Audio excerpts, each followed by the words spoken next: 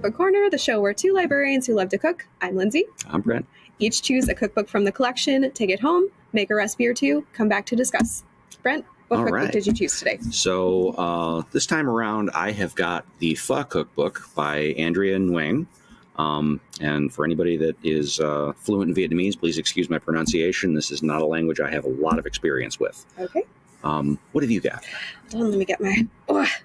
I chose this real big, real heavy, real wonderful cookbook called Start Here by Sola El-Waylly. This came out in October 2023, and I've been curious about it ever since. I don't know why it took me so long to take a look, but I have to say it was a lot of fun.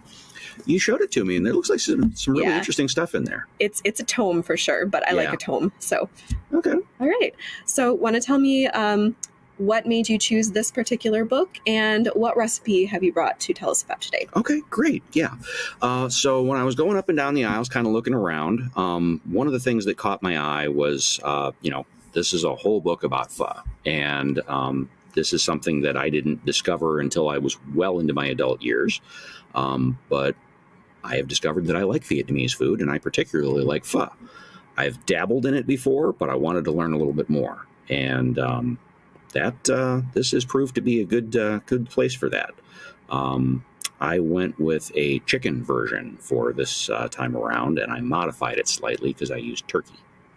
So for those who don't know, what is pho? Can you give us a little synopsis? So it is a soup that is typically based with a meat-based broth. The most traditional version is typically beef-based. It is a very clear broth that is usually highly seasoned. It's typically got rice noodles in it and some garnishes on top, and it is almost always got meat in it.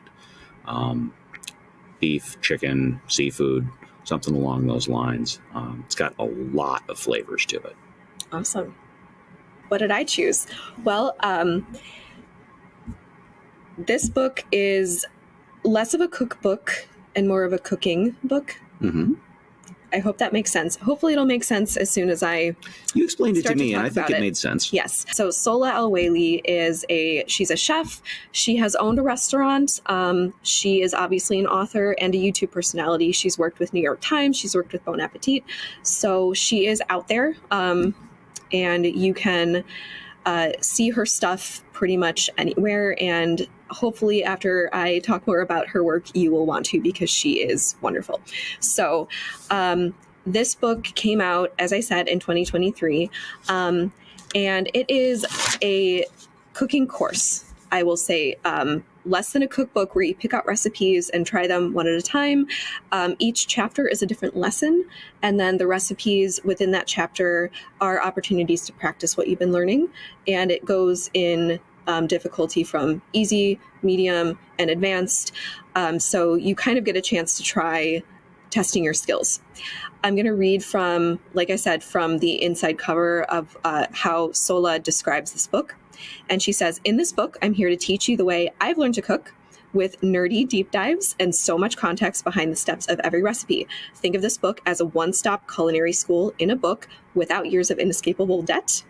It will teach you foundational techniques and basic food science to hone your skills and intuition, whether you're a skilled culinary veteran who wants to look at things from another perspective, or you've never even boiled an egg."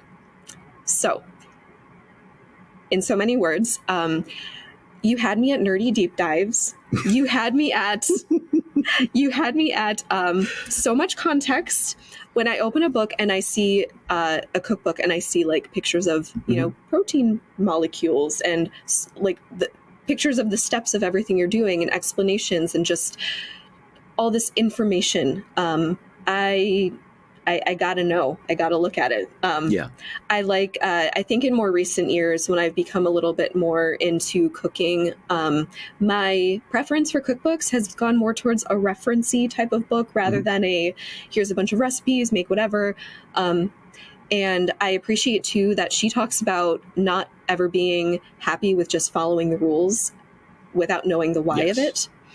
She said even in culinary school, she would be told how to do something, and you've probably learned this with your background as in professional kitchens, when they say, "Oh, just do it this way," and don't ask why, just do it this way. It's how it's done, right?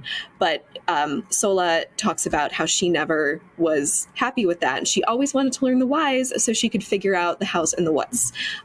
So it's meant to take you by the hand and teach you how to hone your own instincts so that you can then go forth and cook whatever it is you want without having to constantly refer back to a recipe. There are multiple ways to go about cooking, and learning the techniques and the skills involved is one way to do it, and that gives you a lot of freedom to go in and mess with things and figure out which rules really apply and which ones you can kind of give a little twist to. Right. Like, I understand the process of how to cook rice. Therefore, I know what parts I can modify and what parts I can play with, and have an idea of how it's going to turn out before you start, and not have to consult instructions every time. That's where I'm trying to get to in my own cooking journey, is being able to say, I need to make a basic whatever, and not having to look it up online or consult a book about it. Just know how to do it and have that foundation. So that's a good place to be. Yeah. So I would say, to answer your question, you asked me, 10 minutes ago, the recipe I chose was it's going to look real similar to last time. It's a ginger and turmeric rice porridge with cilantro chutney. It is just a porridgey time of year. So I went with the rice porridge. I wanted to try. It is February in Michigan, and I don't want to chew my food or eat anything that's cold. So here we are.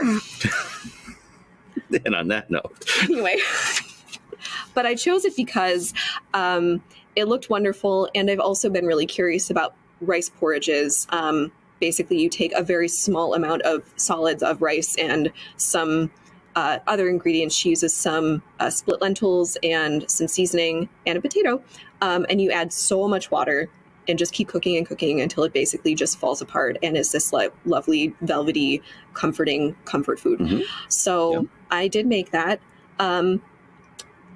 I would like to just admit here that I am a chronic undersalter, and this was just one of those times where that has become very evident to me. Learn to use salt. When you're using 8 cups of water and 1 cup of ingredients, you gotta have a lot of salt. So the three fingered pinch of salt was quite inadequate for this. However, the chutney really helped. I made this recipe, and I've been I made some like roasted veggies to go with it, and I have some like falafel that I made last week. So all that stuff together makes, for a good situation. It's not, I will definitely, lesson learned, I will be trying again. And another thing that Sola says, since we're talking about it, is guess what? You're going to mess up, and it's okay. And she talks about, what?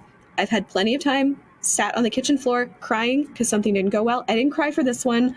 I said, shucks, but it's been okay. We're fine. We're going to move on. I think that was one of the things that was always appealing about Julia Child. Yes. She'd make a mistake, and, she'd admit it. She'd make it right on camera. And she'd just keep moving forward. Yep. She'd be like, well, just brush it off and no one will notice. Drop the chicken on the floor. It's fine. Just don't tell my guests. I don't want to talk about it. We're going to try and avoid that. Well, yeah, that's true. So can you tell us more about the recipe that you made and what the process was like? Yeah. So I mentioned that I had used turkey in this chicken pho because, well, it's what I had laying around. And turkey is not necessarily a common ingredient in Asian food. Well, no, I don't think it generally is. Yeah. But as it happened, I bought a fresh turkey back around the holidays and broke it down into some smaller packages, and I still had a big bag of bones and scraps that I had tucked away in the freezer for exactly this type of an occasion. It's soup parts. Well, I was making a big batch of broth. So I pulled out the turkey and worked with it from there. A couple of things that I really liked about this book here. It talked you through some of the historical and cultural background of the dish. It talked about ingredients. It talked about the stuff that's common and easily found here. It also talked about some of the stuff that was a little bit more farther afield, things you might have to go to a specialty market in order to find. It talked about regional differences between northern and southern styles, which was something I was completely unfamiliar with. Turns out that my experience with pho here in the U.S., which is, of course, the only place I've ever had it, is primarily the southern style, which originated around Saigon. The author's family was originally from the north, and they do things a little differently up there. It's kind of a more minimalist style versus, using lots of garnishes and condiments and things. There were some really good techniques in here. There was a technique that I have read about, but had not really used myself for making the broth, which is probably the biggest and most important part of the whole process. And that involved covering the raw bones and scraps with just enough water to cover them, bringing it to a hard boil for a few minutes, and then draining and rinsing off all of the coagulated proteins, and then returning everything to the pot, adding fresh water, and then bringing it up to a slow simmer to produce a very clear broth that still has good body and flavor. It worked. I've read about this technique before, but I never actually tried it. I was pleased with the way it came out. That's great. Yeah. Got a whole new technique to play with now. I did. So, the turkey translated very well from the chicken technique. And of course, it produces a little bit richer, stronger, stock, because it's a more flavorful bird. And of course, the amount of stuff that I had to work with was significant because it's also a much larger bird.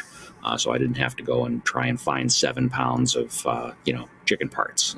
There you go. Just took a trip to the old freezer.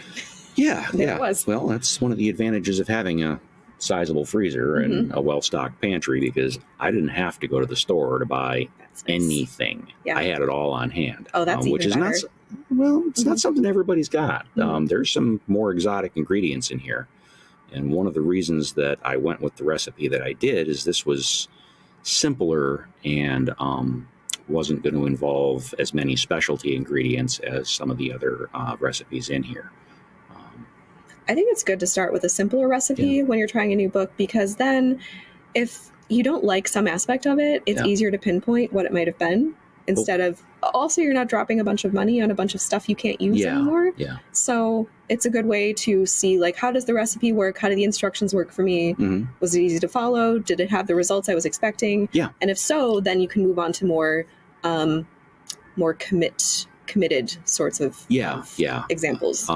And one of the things we had talked about between ourselves, this does focus on meat-based broths and stocks, but it's got a couple of things in here for vegetarians, and she does specify that culturally, it's widely considered to be ridiculous to make pho without meat.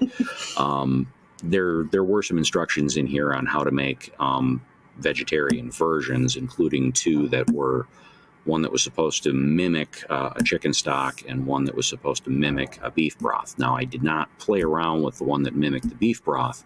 I did play with the one that was supposed to mimic the chicken stock.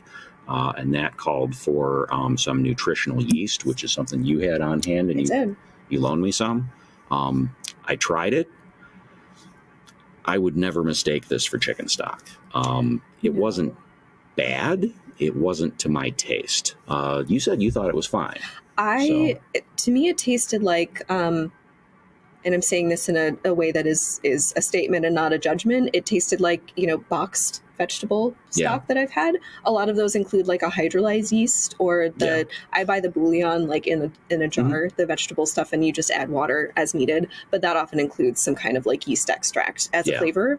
I thought it was fine, and I agree with you though. It was not a dupe for chicken anything. Yeah, no, it did not taste like chicken broth. I'm very sorry, like but vegetable broth. So it was a perfectly serviceable vegetable broth, which I appreciate. Yeah, and you have brought me some, which I'm going to take home and play with also. Yeah. Probably cook some some rice in it or something. But Do we'll whatever see. you want. You're like, do whatever you want. It's not my problem. None of my business. Yeah. But it no, wasn't to my taste. It's nice that it's nice that you got to try. And but to your point, what they say about, yes, that we can do a veggie version of this. It won't be authentic. It'll be kind of its own thing, which you kind of have to just go, okay, and move forward. It's like, this is traditionally meat-based. Therefore, we can do accommodations, but it's not going to be a one-to-one comparison. Yeah. Well, and this is a very different type of soup than, your European style soups, because this is more of a composed soup. I do tend to prefer those. I don't like when all the ingredients sit there and just get mushy. What I mean by that is that not everything is all cooked together. You assemble a lot of things in the bowl, and then you add hot broth to it. And then, you add garnishes and everything. This will bring you a completely different take on the concept of chicken noodle soup. At heart, it is chicken noodle soup, but it is very different than Campbell's or anything that you've had, with more of a traditional Midwestern, style. Yeah. And it is still, as far as I'm concerned, it's soup season until well into April. So if you're looking for... Vietnam's a tropical country. They eat this stuff for breakfast year round. Yeah. So it doesn't even have to be cold outside. But if you're looking for maybe to change things up a little, if you've run through all your soup repertoire at home and you're looking for something a little more interesting to try, this would be a good departure. Yeah. This has got a lot of very fresh flavors to it. Yeah, that's really necessary. Yeah, it is a very different experience than, the old, chicken noodle or, matzo ball soup or anything like that. Which are also wonderful. But but they're very different. Yes. Awesome. Well, I'm glad you had a good experience with this. My own experience with this book was, I was more impressed with the structure and all the offerings it has. The recipe I chose, like I said, not in my best attempt, certainly not my worst attempt, but certainly not my worst. I got that. Let me just yes. Let me just say, but going through, I just, as an overall review, is this cookbook worth your time?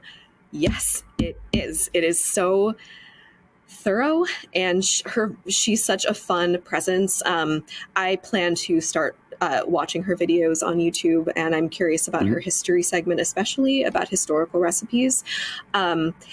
I'll just highlight a few of the elements of this book that I was especially impressed with. So I mentioned that each chapter is a different lesson. So you've got things like chapter 1 is taste. So you're learning how to season. So you're making things like salad dressings, things that are cold, things that you can taste as you go. Chapter 2 is temperature management 101, which she has you cooking eggs in all different kinds of ways. That is foundational. Which is foundational. Chapter 3, which is the one that I was most interested in, was called Just Add Water, and it talks about cooking grains and beans with water or whatever liquid. So you're learning how to... Which is the chapter you were working with. That's the chapter I was working with, yes. And we learned that salt is also important. It is. And then it goes into, chapter 4, break it down and get saucy. That's like braises and... steam and poach, chapter 5. So you're working with like quick cooking methods and clean flavor. Then it gets into dry heat. What I especially appreciated I would call myself a baker, not necessarily a cook, but I have more confidence in the baking realm. She gives just as much weight to the pastry side of things as she does to the savory side. Because she says, listen, if you're wanting to learn everything and have these foundational techniques, pastry houses a lot of those foundational techniques too. It is very scientific. It is. And she said a lot of these things, you're learning savory cooking versus pastry. They seem like opposing techniques and opposing approaches. They're not. They can be, because sometimes the approach to cooking is like, jazzy, just like take whatever, taste as you go, improvise. But with baking, it's like, no, you're weighing things to the gram. You are making sure that butter is this exact temperature. So the approach can feel like two different personalities. But from her experience working in professional kitchens, she does say that she was often the only woman in the kitchen. So she would be called upon by default, because it was considered pastry is like, oh, that's what the woman in the kitchen does. So she would, she'd be at her station making, doing her prep for the day. And they'd say, hey, go and do the desserts too. Yeah. So she ended up using that as an opportunity to I've seen that firsthand. Learn everything. Yeah. So it became an asset.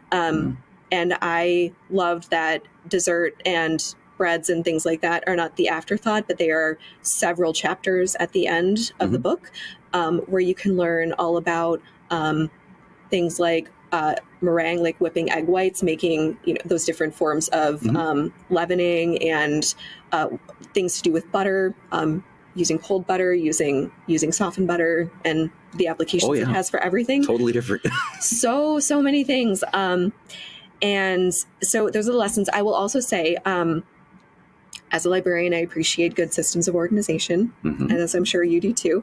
The chapters I said are lessons. So you've got your chapters divided into lessons. She has a second table of contents that just has recipes. So if you're looking for salads, soups, main courses, desserts, etc., you can go straight to them that way. So you can either navigate the book by lesson or by recipe, which is very helpful.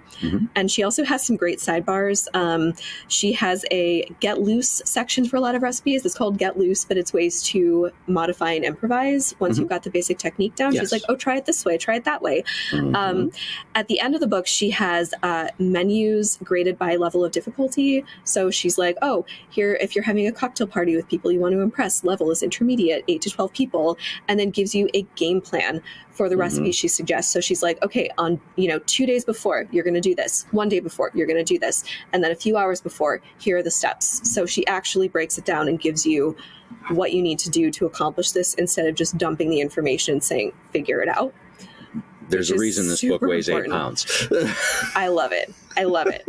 And then there's also, for the more advanced recipes, she'll often include a section called What the Hell Happened?, in which she says, okay, here's what mostly, in most times, if something goes wrong, here's what goes wrong. Why do you think that happened? Your mayonnaise broke. Here's what may have happened. Here's how to fix it. So she doesn't just give you the recipe and then leave you to your own devices. She walks you through and says, here are the most likely scenarios. Here's how to fix them. Here's when you really do have to just start over. But she gives you outs. So it's not like you failed, too bad, throw it out. It's like, no, we can try. And we're going to try. Sometimes you can save something. We can, yes. Not always, but sometimes. It's very much it's all of it. It's a course, right? So if you were to check this book out, I would recommend, you can try the recipes by themselves. This is a book that you can sit down and read and make a plan from there. If you're checking it out for, the 3-week checkout period, take a chapter or two and go through the entire chapter and do those lessons. So you're like, this time I'm going to cook the eggs. I'm going to cook all the eggs all the ways. And by the end of it, you know how to cook all the eggs all the ways. And you have that information and you know how to do it. Maybe the next time you're like, I really want to make the best cookies. So flip to that chapter on butter, and she takes you through all different ways to make things that include butter, which is cookies. So, for example... Well, not all cookies are butter-based. Listen... Don't get me wrong, I love my butter. For the sake of the example. Please go ahead. Yes. So couldn't recommend it highly enough. I myself am a shopper when it comes to cookbooks. I will always take it from the library first when I'm thinking about buying something to have, because I have limited space. This is a book that I would purchase. Not that I'm encouraging people to do that. I'm encouraging you to use your library, but definitely this is a book that I would have. Test drive. This is a test drive, and this is a book that I could spend months and months with, and go back to these examples and these lessons time and time again. If you like Salt, Fat, Acid, Heat by Samin Nosrat, if you liked The Food Lab by J. Kenji Lopez Alt, this is in the same style. Actually, Samin Nosrat writes the foreword to this book, so I like to think they're friends. Yeah, if you've been watching Good Eats with Alton Brown. You're watching Good Eats with Alton Brown. If you're if you're old school. If you like your Cooks Illustrated, any of those that really go into the science of things, I like to know why this is happening. So fully 100% recommend this book. Okay, so that's your take on it. That's my take. All right. Yeah. So I've got to say that this thing that I did this time around, I also would highly recommend.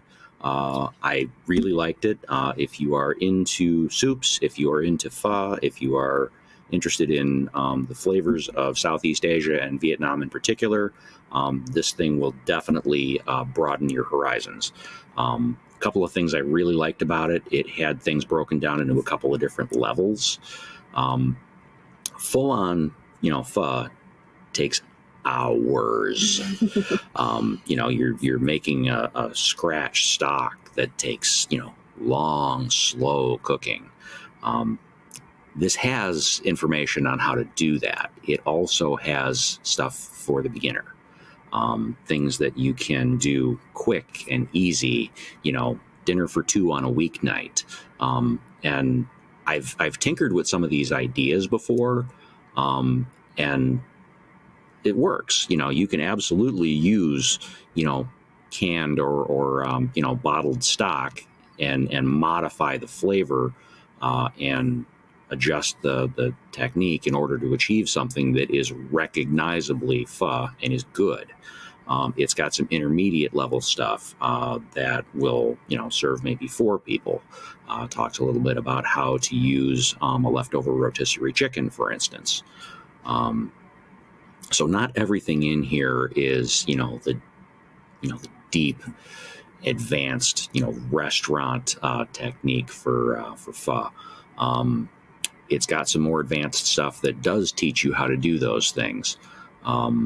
I will say that from personal experience, making beef stock, your own beef stock from scratch, is a major project. And if you want to take it on, go ahead. But even sourcing beef bones at a reasonable price is not always easy. You may have to do a little bit of digging around in order to be able to find that. They don't generally carry a lot of bones in your average supermarket. You may have to go to a specialty market to find those. If you do find bones in the grocery store, they're usually going to be marrow bones, which are nearly as expensive as actual meat. You can drop $30 or $40 on ingredients and serve, 3 people pretty easily. You don't have to go that direction. You can absolutely use canned broth. You can absolutely, use chicken parts, leftover rotisserie bird, leftover turkey. Worked out well. And, it doesn't necessarily have to take, 24 hours and, cost you, half of your weekly pay. This has got information on how to do that the right way, and also to do something that is quicker, easier, and still very acceptable. It also includes information on accompaniments, appetizers, condiments, salads, and even some stir-fry dishes. So it's not just on how to make the soup. I thought it was impressive. I liked it. I was very pleased with this book. Yeah, I was snooping a little when you walked away just before we started filming, and I have to say it was it's a well-made book too. I've seen some stuff that chapter at the back. I did see that. I did see that, and that didn't particularly appeal to me. Nice to have if you're going for the whole experience. But yeah, if you're into a cocktail, this has got a different way of approaching a couple of things. For Vietnamese coffee. Yes. That's in there too. Yes, I did see that. And I am kind of a coffee person, but the idea of the sweetened condensed milk doesn't really appeal to me. Well, stylistic things. A lot of people love it. It doesn't sound like my thing. Yeah. Great. So 10 out of 10 would recommend? 9 out of 10 for sure. 9 out of 10. Yeah. Absolutely. Awesome. An A+. Great. I'm very happy with this book, and I would definitely continue playing with it over the course of time. Wonderful. All right. Well, it sounds like we both had a good time this month, and we'll absolutely. Choose our next cookbook, and we'll see you again in April. Sounds good. All right. Bye. Take care.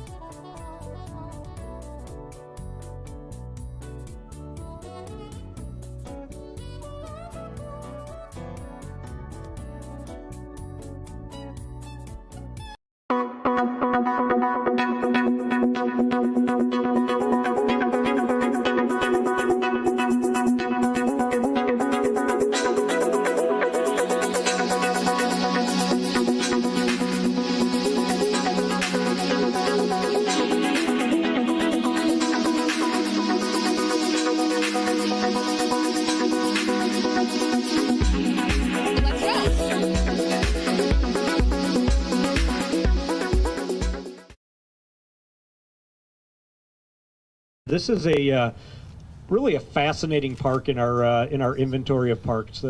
To have an island in the middle of the city, and an island that really was a natural gem in the city, and being able to kind of take it and provide that additional access, which not only gives access to our residents, but also to our emergency responders if they need to respond to anything across the bridge. Our parks maintenance team, who has to do maintenance across the bridge, now gives us an opportunity to truly maintain and operate this park the way it should be, and also providing new recreational opportunities, whether walking, biking, jogging. We also have created ways for fishing to occur. We have created ways for people to come over on a canoe, a kayak, or a paddle boat as well to utilize the island, and you're going to see some additional amenities coming on, such as picnic tables, more trash cans, benches, things that really haven't seen on this island in its existence. So giving our residents in this area an opportunity to have access to a park that brings recreational value to the neighborhood. We went through a study of our pedestrian bridges about 8 years ago.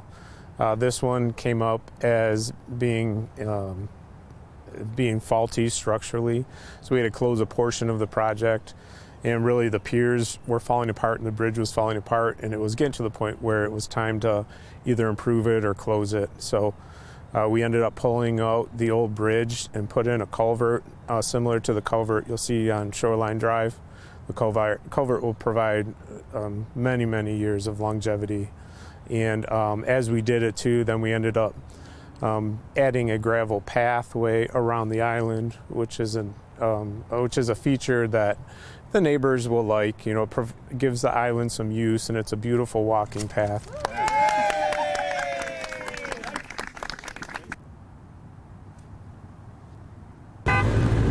It's a roundabout. I always forget what to do. If only we had a road wizard. You shall not pass! Just kidding. When approaching a roundabout, slow down and yield to the traffic in the roundabout. Once you have safely joined the roundabout flow, other travelers will yield to you until you proceed like an eagle on the wind or a trout in the stream. But what happens if drivers don't yield? The consequences will be dire.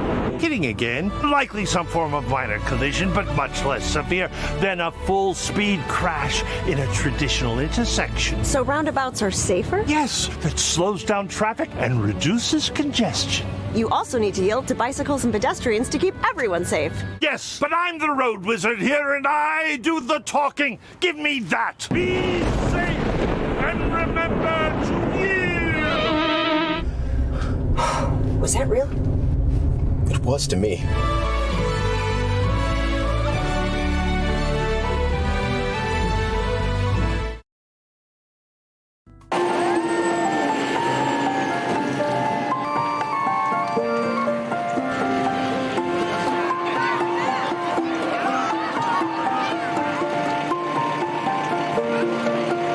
This is the Fire Safety Open House for Sterling Heights 2025.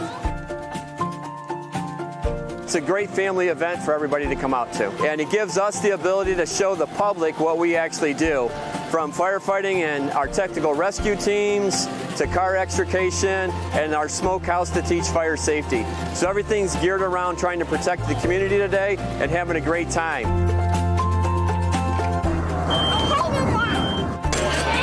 The kids love coming out here. They love seeing all the stuff. They love pretending to be firefighters, getting dressed up in the firefighting equipment and squirting hose. And we're just very thankful that the parents chose to bring the kids out today. It's a great way to spend an afternoon when it's nice and sunny like this. We had like a really good time. Yeah, we went like on some of the rides, and like the slide, it was like the best part I thought. And I went like the smoke, like it was like fun. It's like spraying the water, it was fun too.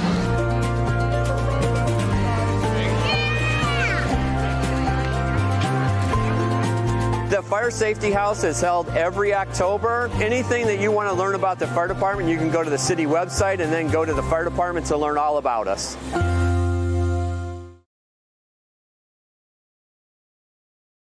The Peak Ambulance Demand Unit started on September 23rd and operates Tuesday through Friday when call volumes are usually high within the city. The ambulance will handle basic EMS calls, leaving our paramedics for the more critical calls that are available, like cardiac arrest, heart attacks, strokes, trauma, and breathing difficulty. This innovative approach will reduce firefighter fatigue. And in the first 2 weeks this unit has been in service, it's went on 39 calls, or 8% of the call volume that we did in those first 8 days. It was really needed in Sterling Heights because of our increased call volume. We've been seeing an increase in elderly facility calls, an increase in our emergency responses, and it was wearing out our paramedics. So we needed to come up with an effective solution to be more effective in our responses. So this system, using the basic EMTs and the paramedics and the priority dispatching, all fits together to kind of relieve the fatigues of the paramedics that have been going on calls during their 24 hours and allows people to take those calls during their high peak times. And like I said, when they did 39 calls in those 8 days, that took 8% of the call load off our on-duty crews. Medical priority dispatch is the best practice across the country. It aids in deploying our resources more effectively throughout the day. So when a caller places a 911 call and they advise us that they have a medical emergency, it's the dispatcher's responsibility to identify what type of medical emergency that is, right? So if someone says, I'm having chest pains, we have a series of questions that we will ask, and based on how we ask and answer those questions, the system will prioritize that response. So it could be a priority 1 or a priority 5. We color code them, but there are 5 priority levels. So it could be chest pains due to someone having indigestion, which is a lower priority, which means the fire department does not need to run lights and sirens to that. They have a lower level of response. It could be chest pains because someone is having a potential heart attack. Now the fire department's going to want to run much quicker to that type of call. So this will help us prioritize those better rather than just advising the fire department, go here for a patient with chest pains, and leaving all of that priority level out. Which increases risk. Sterling Heights was the first one that kind of came up with the concept and the idea. How do we make a determination as to what level of concern the person or the patient has on the phone, so that we're not just sending all types of resources and finding out maybe it is indigestion, as opposed to a heart attack. So a lot of it is going to be predicated on the call coming in and the dispatcher getting some information from those that are actually on the other line as to what kind of an assessment are we making here, so that when they do send, whether it's law enforcement agencies to go, fire department and or EMS services, that they have a better understanding of assessment of what units need to really go out there, so they're not wasting a lot of money, but yet we're still being very cautious and apprehensive about how we're dealing with the actual patient on the other end of that. Planning to hammer out a home project? Don't forget the most important tool, the Sterling Heights Building Department. Welcome to Snapshot. I'm Marissa Russo. If you're planning a home improvement project, like building a shed, installing a pool, adding a deck, or putting up a fence, our building department can help make sure you're doing it right. Through our Ask an Inspector program, residents can schedule an appointment to meet directly with one of our inspectors. They'll walk you through zoning and building requirements, discuss your project plans, and connect you with a staff who can help you get started on your permits. To schedule an appointment, call 586-446-2404 and leave your name, number, and a short message about your project. An inspector will give you a call back to set up a time. This program is available exclusively to Sterling Heights residents. If you're planning to build, start by asking an inspector. For Snapshot, I'm Marissa Russo.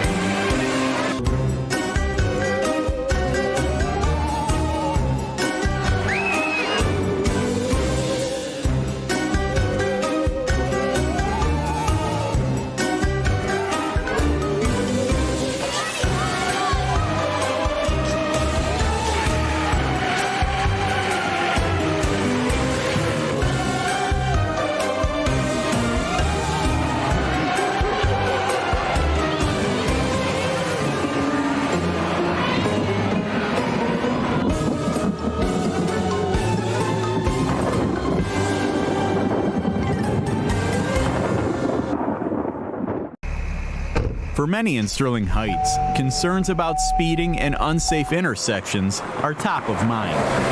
That's why the city is working to make our streets safer for everyone. Through the city's traffic calming program and comprehensive transportation safety action plan, city staff are working with residents to find meaningful ways to slow speeds, reduce crashes, and move toward a goal of zero serious injuries or fatalities by 2050. On October 15th, a town hall at the community center gave residents an opportunity to share their concerns and hear about solutions being developed to improve safety on our streets. Our street's not special. It's happening all over Sterling. That is true, it is. The goal tonight is to get feedback from the community, the users of the roads. We'd like to hear what problems they are seeing with the roadways, what improvements that they think can be made, what areas are problematic, so we can move forward. We have a traffic task force that involves our police department, fire department, planning, engineering, our traffic engineering consultants. So we meet monthly. We can go over ideas that are brought up here, problem areas that are brought up here, accidents that have happened, and discuss things we can move forward, short term and both long term. And he said, my kid can't even drive on the street. He goes, don't stop here. And that scared me upset. Traffic is the very most called about, complained about topic in the police world. We get multiple complaints every day, and it's different things from parking to speeding to crashes. So what we have done actually is we have a traffic bureau that handles all of these, but in addition to that, we created this traffic calming task force. So it includes many different departments within the city. So we are looking at this from all different angles. We've done a number of things. We've had speed cushions put in on 3 different roads. We've implemented numerous tools from our plan already, and so far we've had good feedback on those and being effective to slow traffic or make drivers more aware. We want to do all that we can to keep our city safe, and we know that we have to stay focused on safety on our roads, on our sidewalks, our pedestrian crossings. We've developed what's called a Vision Zero program, which means by 2050, we want to eliminate pedestrian accidents and fatalities, and same with vehicle accidents. So that takes a lot of work. It takes a lot of planning. It takes a lot of traffic calming measures implemented all across the city. We have a lot of data. We have a lot of tools now. Now we're trying to implement a lot of these ideas and fact find, gather information from the people that use the roads. You know, what do you see? The people that drive them every day, what do you see? So we're trying to gather that information so we can move forward with making our roadways safer. Not every solution is going to work on every single road, so it's important hearing residents' feedback and knowing that, you know, we customize the solution to the individual situation. So the residents and the feedback of the people who live on that road is very important. Well, we pride ourselves on getting good feedback from the community, being attentive to their concerns. There's no question this is probably at the top of the list for residents, not only in Sterling Heights, but across the country. You hear this all the time in communities. So we want to be responsive, and there's nothing worse than being in your neighborhood when you're seeing speeders, you know, really roaring up and down streets. And when you have children, and even if you don't have children, that's very scary. So we pride ourselves on being one of the safest cities in the country when it comes to crime and when it comes to fighting fires and responding to 911 calls. But an area we need to improve on is traffic enforcement. If you have a concern about speeding or safety on your street, fill out the city's traffic calming request form at sterlingheights.gov/traffic calming. Welcome to Putting on the Ritz.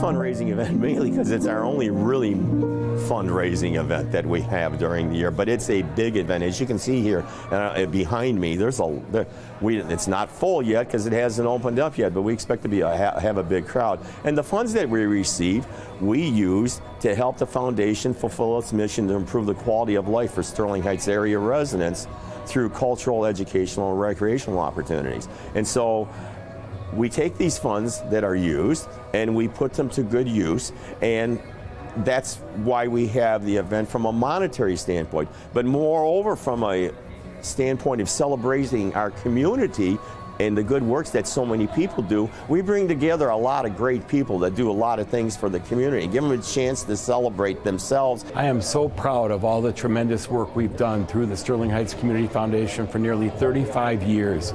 We've spent and invested in the community nearly $1.8 million over our tenure in three main areas: cultural, educational, and recreational. Huge amounts to various enhancements for the library, the Parks and Rec, all the different programs and facilities throughout the community that benefit so many thousands of citizens.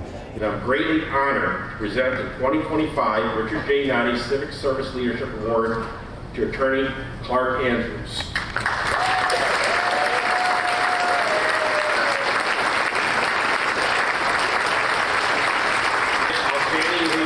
For many years, and I am proud of his service, and I know my father will be pleased with this selection this year as our foundation Congratulations. Clark, why he's quiet and humble, is an extremely strong advocate of the legal profession, and he spent a lot of volunteer hours supporting a lot of cities in Macomb County, two major school systems, Utica and Warren, and he's tutored many young aspiring lawyers over the years too. And he's provided, again, sage legal counsel to Sterling Heights, to Shelby Township, to Fraser, to Utica. So there isn't too many places where Clark hasn't put his fingers over 50 plus years of legal service. And I said basically in an article that I just penned that Clark has left an indelible mark on Macomb County through his presence and through his involvement in the community. First of all, I love the community. I raised 3 kids in Sterling Heights. I love the level of services that it provides to the people that live there. It's a very hardworking, very dedicated staff of people, and I've enjoyed working there. And I started when I was 24 years old, and now 75, and I've worked there the whole time, and it's been a great place to practice, and I've met a lot of wonderful people, and had a great deal of fun doing the work I've done.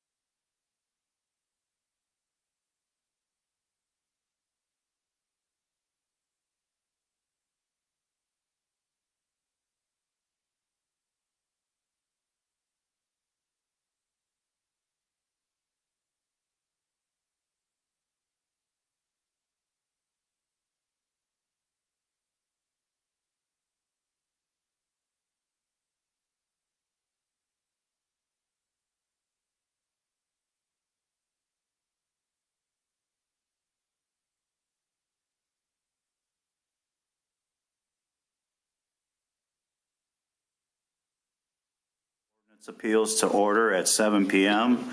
on Monday, October 27th, 2025. Julie, could you do the roll call, please? Mr. Irvin? Here. Mr. Mandel? Here. Ms. Martin? Here. Mr. Stickney? Here. Ms. Windhorst here. Thank you, Julie. Report from our city liaison, Jake Parcell. Thank you, Mr. Chairman. I would like to report that all parties on the consent agenda have been notified by mail as required by ordinance. I would also like to remove the following cases as these properties have been cleaned up prior to the meeting. Case number G25-0277, 39860 Ryan Road. Case number G25-0279, 13759 Ascot Court. Case number G25-0281, 11109 Wicks Lane. Case number G25-0282, 34309 Coachwood Drive. And case number G25-0287, 13340 Whitfield Drive. That's all. Thank you, Jake. At this point of the meeting is the removal of consent items to new business. Basically what that means is if you're here for a particular case, please let me know. I'm going to start to my left, which will be the right side of the chambers, and I'll go from front to back. Are you here for a particular case? Yeah. G24-0274. That's the fence, I think. Is that the fence variance? Okay, very good. Are you all for that fence variance? Yes. Sorry. You all, you're the whole group there together. Okay, and then I'll come into the center and I'll start from front to back. That's Julie's husband. Yes, sir. I'm here for G25-0288. And for that's at 42056 Mendel Drive. Okay, thank you. And I'll go.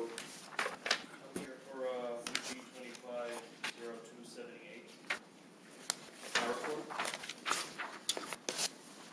G25-0278. Okay, 36862 Myra Court. Thank you. And I'll go down that aisle. Sir, are you? Yes. So I'm G25-0275. Okay, on 11504 Plumbridge Boulevard. Yep.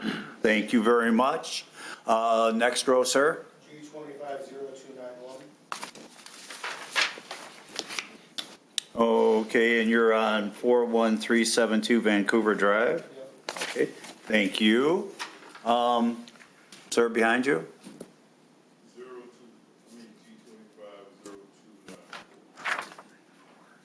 Okay, so you're, 11935 Wheaton Drive. Okay, and then I'll go down that aisle. You're for the fence variance, so you want to be heard as well. Okay, very good. Now let me put that on there. Okay. I'll go to you, sir, behind. Are you here for a particular case? Yes, you.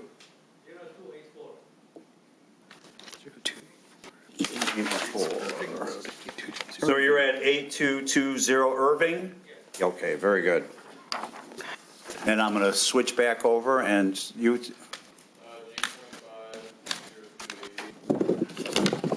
Okay, you're at 35219 Taffy? Okay, thank you. And I covered the center, then I'll go to the right.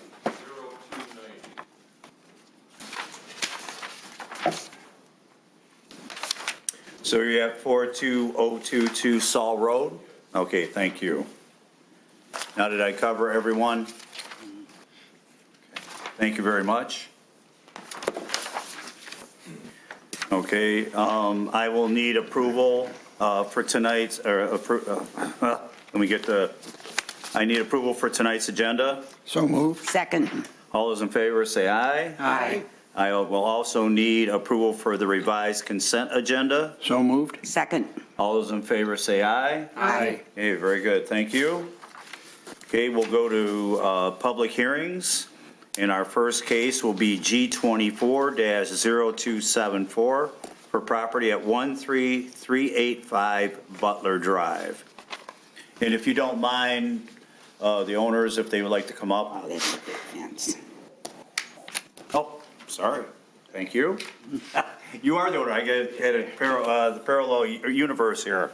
If you don't mind giving your name and your address for the record, please. Tyler Sandine, 13385 Butler Drive. Okay, and can you give us a reason for your variance request? Yes, sir. So, when we moved into our house, we were hoping to build a fence, and with our initial plans, we weren't aware of, I guess, some of the stuff with the city code and the corner lot due to us having the 2 frontages. Since we've moved in, we've dealt with a couple of different situations, people coming onto the property, like bringing their dogs to try to meet our dogs. We have a dog that we have to keep on a leash at all times because of it. I've got a 1-year-old and a 6-year-old, and just want to give them the property to play on inside a fenced-in area that's also private. So that's the main thing, is the privacy fence. And then area for our pets to run around. And then another big thing was with our house is elevated 1.5 feet off the ground. So the reason for us wanting to put it towards the sidewalk is because if we had it any further in, then being at the sidewalk, you can still see inside the living space of our house.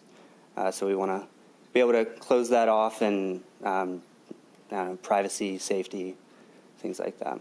Okay, the only question I had, I was out to the property today, Yes, sir. is the existing, there's it looks like a patio with a privacy screen. Yes, Is that going to remain, or is that going to be removed? We plan to, all the fencing that's around that property right now, we plan to completely remove it and we want to refresh that entire backyard area. Okay, so that, what I had seen, the privacy screen that was, it looked like it was partially in disrepair, where that's all going to be. Yes, sir. That was we just moved here in June, so the fence is the last part of our home renovation that we're trying to do. Okay. To make it what we're wanting it to be. So. Okay, and then I think it would be on the other side of your house.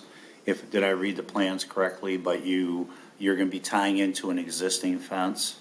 Yes, sir. That's correct. That is... And I've talked with the owners of that house as well, and the plan with them, they were wanting to go ahead and split the difference to keep the fence there, the vinyl fencing, to make it uniform to their property, and then just to make it look nice. Okay, so you have so you've been in conversation with the neighbor there with the existing. Yes, sir. Okay, that's all that I have. Is there any other board members that have any questions to the property owner? Seeing none, I'd like to bring it out to the audience. Does anybody want us to talk on this? Okay. If you don't mind, sir, taking a seat, we'll listen to.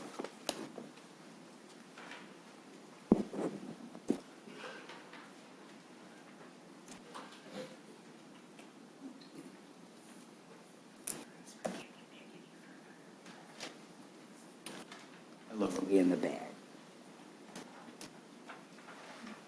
If you don't mind stating your name, spelling your name and your address for the record. Okay, sure. We are the Snelling family. My name is Allison, Allison. Okay. This is my husband, Jerry, Jerry, and we do have our son Nolan up here tonight, Nolan.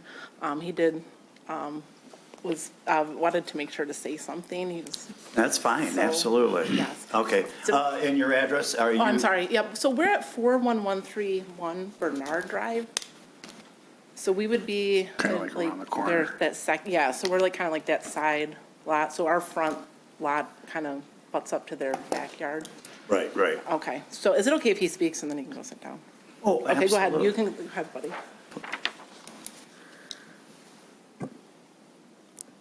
So I don't want them to put the fence all the way to the sidewalk, because when I look out the window, I don't just want to look at a fence. Thank you. No, thank you, young man. That was very nice and very eloquent. Okay, go ahead. Very nice, yes. All right.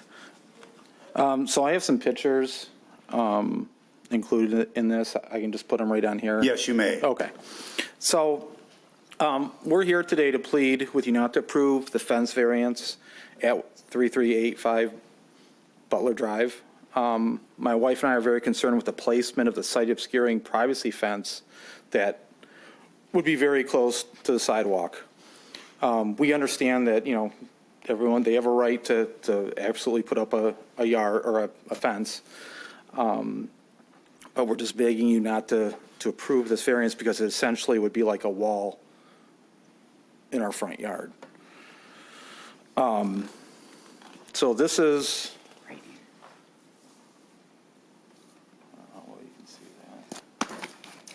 No, I apologize. We tried to show like where the pink circle is essentially like right near close to the sidewalk, which, and again, I apologize. I had gone to the building department. He was unable to, but to try to understand the plans. So I believe like that pink circle is essentially where the privacy fence would be. And then my understanding after speaking with Alexis is like by right, that green circle should be like where they can come in like to put the fence, if I'm understanding things correctly. So we tried to show the pink circle as where they're asking for the variance, and then the green circle where I assume that they can build by right. So just to give you an explanation when you see those circles. yeah, so with that fence being up where it's at, if they go to the sidewalk, we sit right there in that front living room there. So the kids are out playing. We can usually see them right to the corner if they ride their bikes or whatnot. So this would be the picture. This is just from a different view from our boys' rooms. It's kind of the same, just obviously a little bit closer.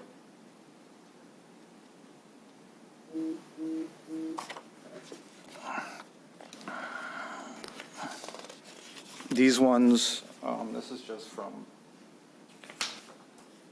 what you would see. I guess you gotta, there would be obviously almost like a wall right there. So looking down. So walking through so this has been our morning view of our beautiful neighborhood that we have loved so much for almost 20 years now. And again, we currently can safely watch our children walk and ride their bikes to the end of the street. A 6-foot privacy fence would change all of this, as you can see, right to the sidewalk there. So walking through our neighborhood, for many years we've seen privacy. We've never seen any privacy fences go right to the sidewalk. They're pretty much, some people don't have any of that. But that's all the ones in our corner or on the corner lots. A lot of them are chain link fences. It's obviously, it excludes some of the houses that are on Shana. But as you can see, it's all chain link fences, and those are really the only ones that go to the sidewalk, and that's different than a privacy fence. So, we also question why the homeowners did not put the fence to the property line in their plans, and there's probably a pretty good reason why, and that's this. So this is the neighbor that was mentioned before at 13351 Butler, right next door to him. They, for some reason, left this open. So this is our fence, the wood one. This is the property line where the pink flag is. This is, I guess, where he's going to put it right there or somewhere in there. So this leaves this area open. So like basically like a 6.5 foot gap. And now we've been there for, we've always talked about moving that wood fence up because we have a really funny yard. It's like a triangle. So we don't really have much of a backyard. We talked about at times moving that wood fence up to the front of our house.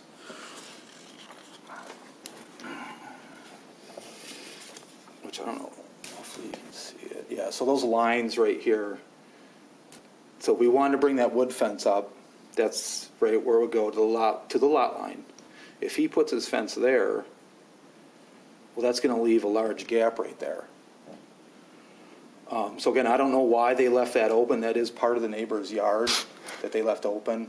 It's, you know, I guess to be noted too, I'm the one that pretty much takes care of that because there's weeds and grasses that grow up in there. And I'm the one that's got to look at it, so I usually go over there and I'll spray weed control to knock it down. So that's kind of where we stand with that. We would rather have him, we know fences are going to go up, but we'd rather him just go over to the property line right there, and that would block that off. So in other words, we're looking at the plans here, and I don't know if the property owner has it out there, but there is a 6-foot easement, and that's where you're talking about where that utility box is. From the plans we're looking at, there's a 6-foot easement through there. Now, maybe Jake can explain or be a little bit more eloquent than I am, but I was always under the estimation that they could actually fence that easement in if that is still their property. Even though it's a utility easement, it's just a matter of they have to allow access to whatever utility company. Now, I could be right, I could be wrong, but that was always my understanding, is that they could extend their fence. And then the other thing you were asking about was the sidewalk. Your lot line actually starts 1 foot inside the sidewalk. So that's why they can come within a foot of the sidewalk, because that's where your lot line is. Inside your sidewalk, not from the sidewalk to the curb. But your lot line starts 1 foot inside the sidewalk. Okay. So that's why they're allowed to put a fence in that area, up to that area, if the variance is approved. I mean, they could put a 4 foot high, non-site obscuring fence like a chain link. Yeah, right. They could do that. I mean, Right. it's just the privacy fence. Sure. Is what they're looking at. Sure. And then, to further explain it or further make it confusing, but a lot of times what we could do is if your driveway ran parallel to the back of the fence or their backyard, then we would be concerned about creating a triangular area so that you could see going out of your driveway, where it would be a vision problem. Sure. Which doesn't seem to be in this particular spot a vision issue. But the other contention is, and that's what I'll ask Jake, is if they can actually extend their fence in that 6 foot easement. Jake? Unfortunately, I don't know the answer to that. So it depends on the ownership of the easement. My guess is that you probably met with the fence company and they staked it out. So if they did or didn't, the applicant may be able to better answer. But on the lot survey, my best guess is, without going to the owner of the easement, the path of least resistance, rather than getting a letter of approval from consumers or DTE or something like that, or putting a gate in along the fence so they could do any type of maintenance to it, was just to go around the easement and just kind of leave it untouched. Okay. Okay. So,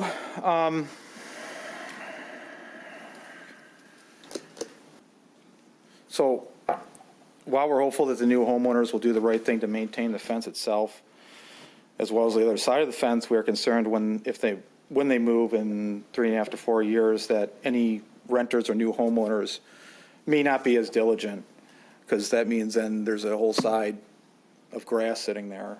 And yeah, he'll probably do it. He's a decent person, and I'm sure he would. But after that fact, we worry about the maintenance of the fence and all that. And really, I guess the thing we found out about this is we actually lost property because of that there.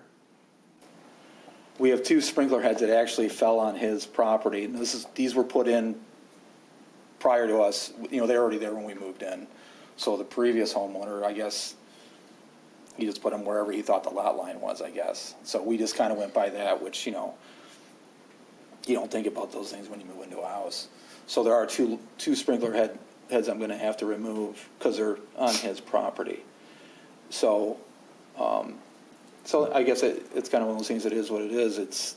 We lose a lot of property, or a decent amount. So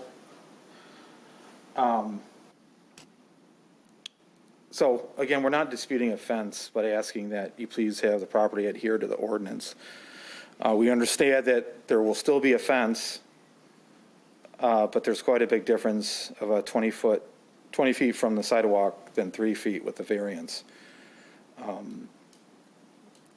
So thank you for taking the time to hear us out, and we do thank you for your service to our city.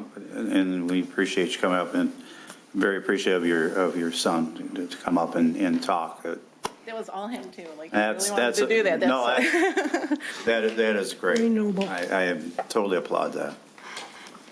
Thank you very much for your Thank time. you very much.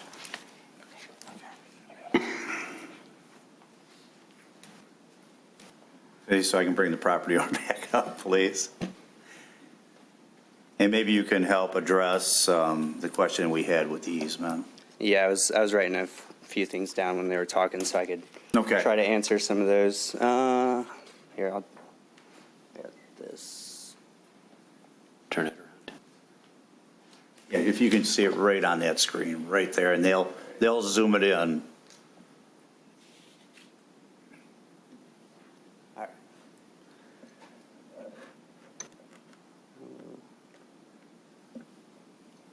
Might work.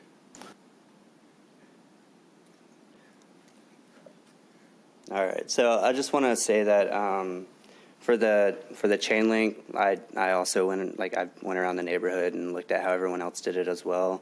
But that's the part where the privacy side of it, we would really like that. And then we also have a husky, so that's the other thing that we worry about. Is I know that she'll be able to hop that fence, that chain link fence, no problem. As for the easement, yeah, you can see on the back side of the lot right there, there's the 6-foot easement. And I actually went and talked with, can't remember, it's downstairs of City Hall where they give like the sewage lines and everything like that. There's actually the sewage line runs pretty much directly across that property line. Hence the reason I didn't want to build there. And then whenever I was talking with him downstairs, he also said that he would not suggest building a fence on that line because of the sewage line. And then, yeah, as far as that area, we've already planned to. We've got the full intent to maintain that. I've also talked with the neighbor next door. That panel that you saw in that picture where the utilities are just sitting there. They've told me that they're planning to, they need to get around to it, but that panel is movable. So they're trying to, at some point, move it to where all of the utilities are enclosed into their property where they're supposed to be. Yeah, and then as far as the line of sight from the house, that was like one of my big things there was, so I was kind of aiming to do the 3 feet in. At first, like we've talked in the past, and we were talking, like I was talking about doing it further in.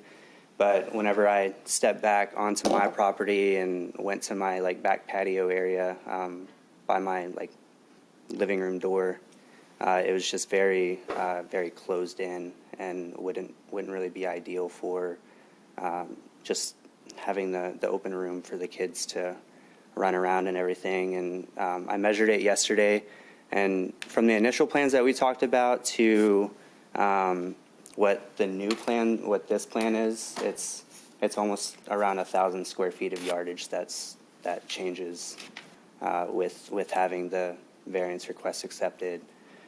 Yeah, and then as far as the water lines, like you did mention, we've talked about those, and I've offered, like, I'm more than happy to help move those water lines off the property and put them in the right spot. But So that's not a real issue then, okay? And then the rehash, so you're going to move the fence 3 feet in from the sidewalk? Yes. Is that what you're That's correct. proposing? Yeah, and from the picture that I've seen, the only thing that I've really heard like talked about was the line of sight of the sidewalk along Bernard when looking out of the window to the front, like at the front of their house, and I believe that 3 feet in, you should still be able to see the sidewalk down that instead of going directly up to the property line.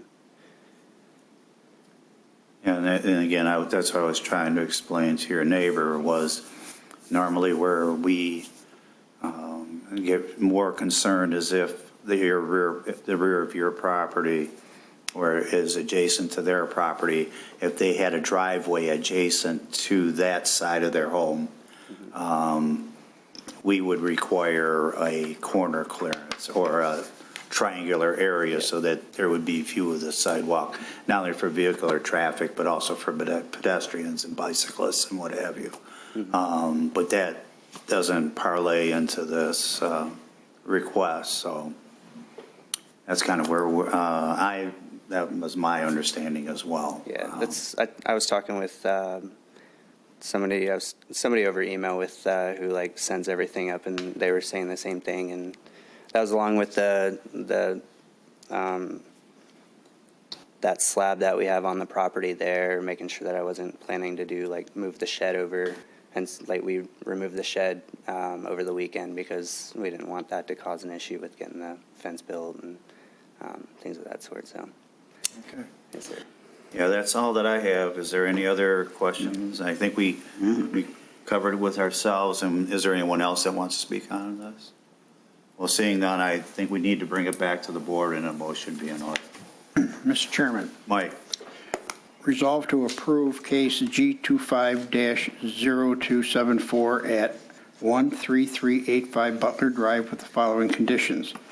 Number one, that the petitioner agrees to abide by and comply with all applicable rules, regulations, and orders of every lawful agency or governing authority having jurisdiction. Number two, the decision of the board will remain valid and in force only as long as the facts and information presented to the board in public hearing are found to be correct, and that the conditions upon which the motion is based are maintained as presented to the board. Number three, the fence variance approved today does not take effect until the variance paperwork is returned to the city by the applicant and a fence permit is approved. Number four, any violation of these conditions will render the variance void. That's a second. So I have a motion and a second. Comments? Seeing none, Julie, could you give the roll call, please? Mr. Stickney? Yes. Ms. Martin? Yes. Mr. Irvin? Yes. Mr. Mandel? Yes. Ms. Winhorst, yes. Your variance has been approved. Thank you, sir. Appreciate it. Thank you, and thank you for working with your neighbor on this as well. Thank you. Okay, our next case, well, we're going to actually go to old business. There is no old business. We'll go to new business, which will be our first case would be agenda item number 2, case number G25-0275 for property at 11504 Plum Ridge Boulevard. Good evening, folks. My name is Patrick Willis. I'm a code enforcement officer for the city of Sterling Heights. Our first case this evening was handled by Code Officer David Andrews.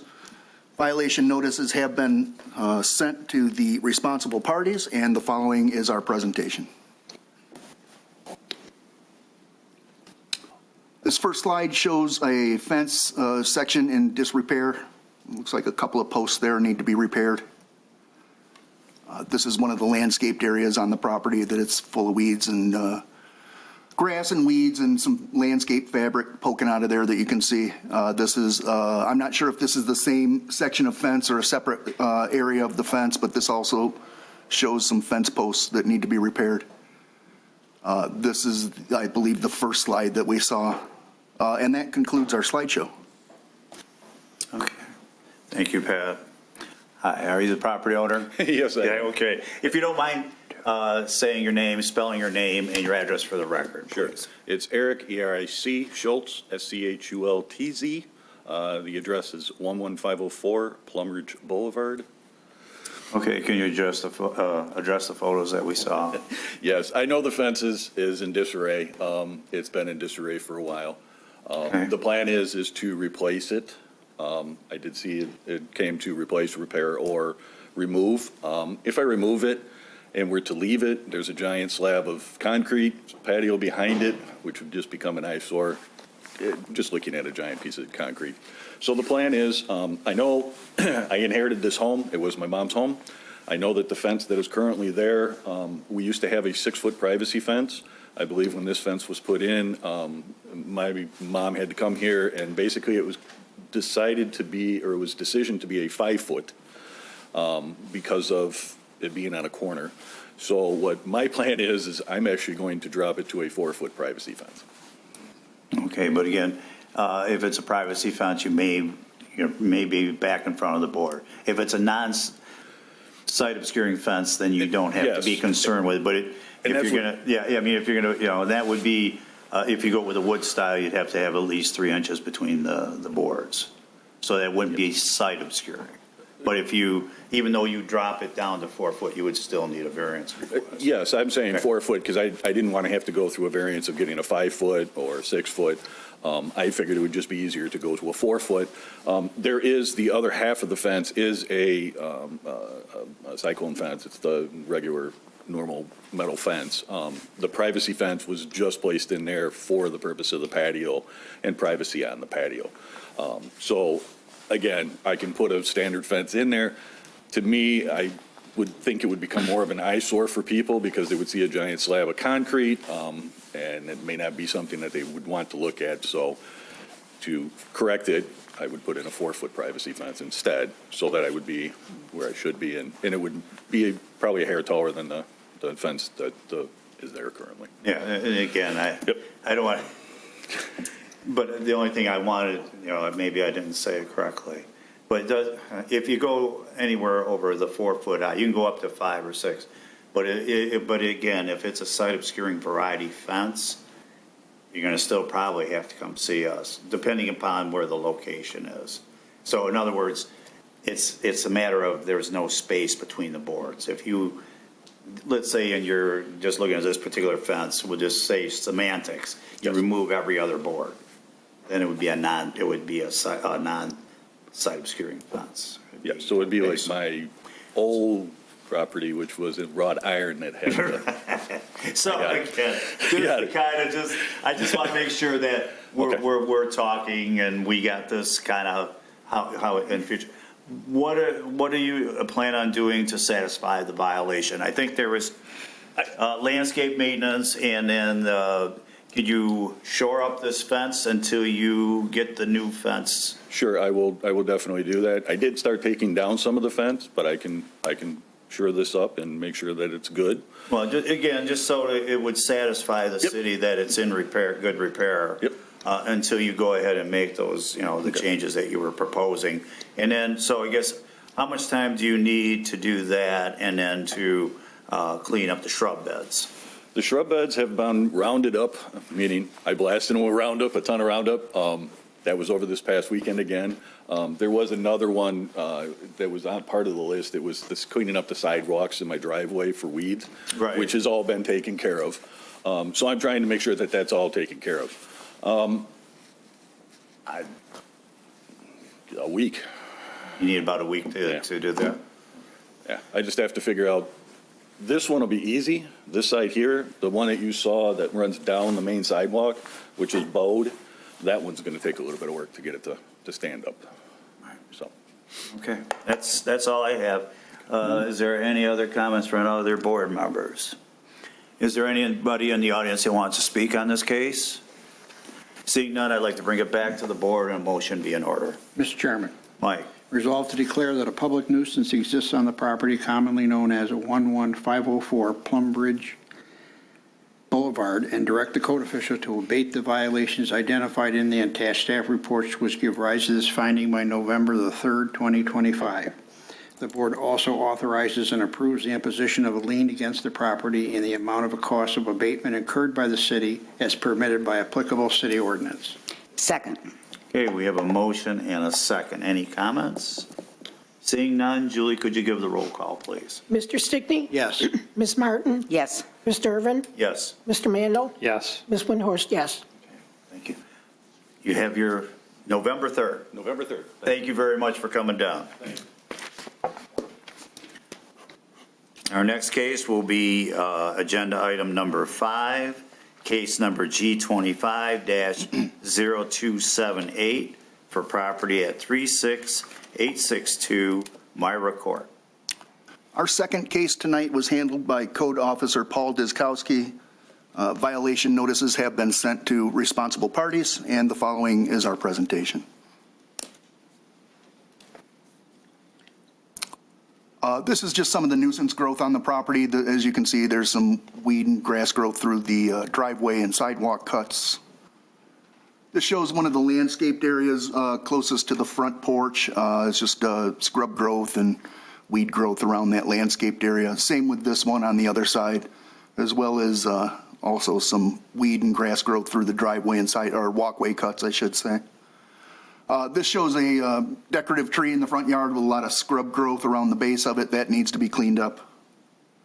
This is another view of the driveway with the nuisance growth through the seams, as well as this photo. This is another photo of that first landscaped area to the side of the front porch. Shows a lot of the nuisance growth in there. This is one of the trees on the front, in the front yard of the property. This is also a front yard shot, one of the landscaped areas. This is a landscaped area overrun with weeds and grass. This photo just shows that the property was posted, as well as this photo. This is from earlier today. This shows the scrub growth around that tree in the front yard. This is also from earlier today. It shows the weed growth through the walkway seams. Weed and scrub growth in the landscaped area in the front of the house, as well as that photo. That's the decorative tree in the front yard again. This photo is from earlier today, so some of that has been cleaned out of those driveway seams, as you can see, as well as the sidewalk. And that concludes our presentation. Thank you, Pat. Hi. Hello. If you don't mind saying your name, spelling your name, and your address for the record, please. I'm Mohdeslam, Mohdeslam, Dadolan, Dahdolan. You can call me Modi for ease. I'm the owner of this property. I am a fairly new member of your community. I moved in about a year ago. I guess one of the things that I struggled with here is pretty much understanding the direction that I received, and that's on me because I'm still learning.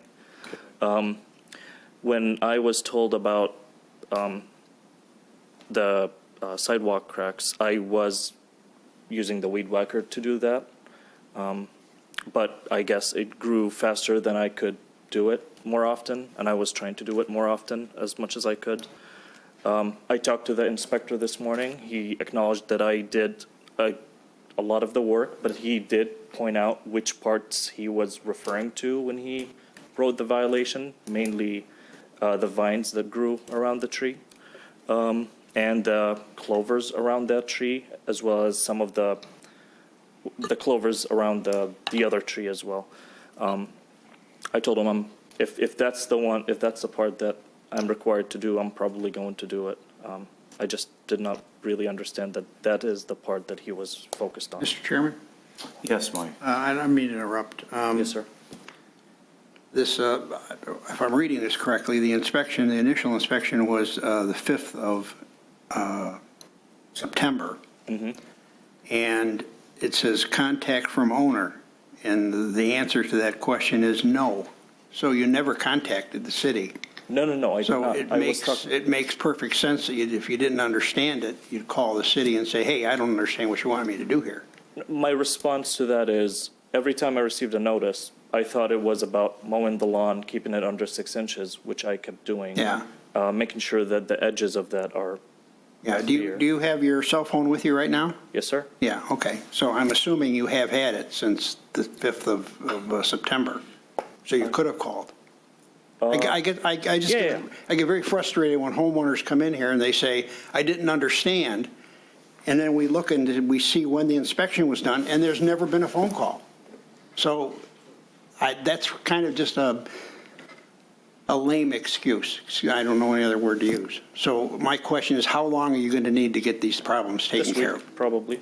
This 1 week? Maybe, yeah. Okay, very good. That's all, Mr. Chairman. Thank you. Okay, and my only comment too was, did you understand too about the landscape beds that need to be weeded? I mean, yes, you did. Like I said, I applaud you for jumping on the sidewalk, the weeds growing in between the cracks, and that it looked really good. But it's just a matter of the landscape beds where the trees are, where you would normally plant flowers and things. And you pretty much saw the pictures. There was like 2 or 3 different areas. So based on the instruction that I received this morning, here's the plan that was suggested to me, which is cut the vines around the main decorative tree, clear the weeds and the clovers around both trees, add mulch to both beds, and probably that's pretty much what. Oh, and cut or trim the grass that is growing between the cracks in front of my front door. So those are the parts that I understood from my conversation with the inspector this morning. Okay, very good. Mr. Chairman. Kathy? You were saying you were weed whacking at the seams between the cement? Yes. Go get yourself a bottle of Roundup. It's got a nozzle on it, and you put it on, because you have to kill the root. I see what you mean. Weed whacking is only taking off the top. Okay. They'll grow back, depends upon the rain. But you get that at Home Depot, Ace Hardware. Okay. And I do it, so trust me, they will die in between, and you don't have to weed whack them. I do have a little bit of Roundup that I usually use for the backyard. I can just use it right in the cracks, and that'll work. Okay. Okay, that's All set? Okay. Is there any other comments? Is there anyone in the audience that wants to speak on this matter? Seeing none, I'd like to bring it back to the board and motion be in order. Mr. Chairman. Mike. Resolved to declare that a public nuisance exists on the property commonly known as 36862 Myra Court, and direct the code official to abate the violations identified in the attached staff reports, which give rise to this finding by November the 3rd, 2025. The board also authorizes and approves the imposition of a lien against the property in the amount of a cost of abatement incurred by the city as permitted by applicable city ordinance. Second. We have a motion and a second. Comments? Seeing none, Julie, could you give the roll call, please? Mr. Stickney? Yes. Ms. Martin? Yes. Mr. Irvin? Yes. Mr. Mando? Yes. Ms. Windhorst, yes. Okay. November 3rd. Thank you so much. Thank you for coming down. Our next case will be agenda item number 7, case number G25-0280 for property at 35219 Taffy Drive. Our next case this evening was handled by Code Officer Mark Glazeski. Responsible parties have been notified, and the following is the city's presentation. This photo just shows that the property was posted properly for tonight's meeting, as well as the signage in the front yard. This is one of the landscaped areas on the property. It's got a lot of weed growth in there that needs to be cleaned up. There's a big scrub tree in the shrubbery there that really needs to be removed. Those can do some damage. We like to see those taken out entirely. And that is a quick slideshow that concludes our presentation. Okay, thank you, Pat. Aye. If you don't mind saying your name, spelling your name and your address, please, for the record. Okay, first name Nolan, Nolan, last name Kroha, Kroha, and I am the owner of 35219 Taffy Drive. Okay, can you address the photographs that we did see? Yeah, so I see those weeds there. I can remove those easily. That's just me being busy. As for the scrub tree, when I received the the notices, it said the tall weed. So I was looking for weeds, and I did weed. Obviously not those ones yet, but I did do weeding. I trimmed the bushes around there. So when I was thinking of weeds, I was told that that was a tree that was there before and that it didn't cause any issues. But obviously it's causing issues now. So, I mean, I can remove it easily. It's just Just when it from says weed. a fellow homeowner, sometimes those, when they grow that close to the house, and if they get much bigger, it's going to create some issues not only with, going up in your gutter areas, but also the roots going down by your basement. So just between homeowners, I think it'd probably be a great idea. Yeah, I've only owned this unit for maybe 6 months, so I'm still learning a bunch of stuff. You're learning a lot. Yeah. But anyway, that was what, because I could tell that you trimmed the shrubs. Okay. So how much time would you need to? I could get it done Wednesday. Okay. Cool. Sounds good. Very good. Any other comments from board members? Seeing none, is there anyone in the audience that wants to speak on this? Seeing none, I'd like to bring it back to the board and motion be in order. Mr. Chairman. Aye. Resolved to declare a public nuisance exists on the property commonly known as 35219 Taffy Drive and direct the code official to abate the violations identified in the attached staff reports, which give rise to this finding by November the 3rd, 2025. The board also authorizes and approves the imposition of a lien against the property in the amount of a cost of abatement incurred by the city as permitted by applicable city ordinance. Second. Okay, we have a motion and a second. Any further comments? Seeing none, Julie, could you give the roll call, please? Mr. Stickney? Yes. Ms. Martin? Yes. Mr. Irvin? Yes. Mr. Mando? Yes. Ms. Windhorst, yes. So you have till November 3rd. Okay. Thank you. Thank you for coming down. No problem. Who knows? My mom really wants to get in there, so it could be changed by spring. So. Okay. Thank you. Have a good night. You as well. Thanks. Our next case will be agenda item number 11, case number G25-0284 for property at 8220 Irving Road. Our next case this evening was handled by Code Officer Horst Horincius. Our responsible parties have been notified by mail, and the following is the city's presentation. This shows some of the landscaped areas in the front. There's some trash and debris and some weed growth in there needs to be taken out. This is also in the front of the building. Same issues with this area, trash and debris throughout the landscaping and weed growth. This is part of the parking area. You can see some debris around the parking area, the weed growth in the parking area. This is along one of the fences here. There's a lot of debris there that needs to be taken care of. As well as this, another separate part of the parcel. Various trash and debris in this area also, as well as here and here. This, I believe, is showing some of the weed and dead vegetation that needs to be removed. This is just some branch debris, presumably also in the parking area. This looks like one of the landscaped areas had some weed and grass growth in it.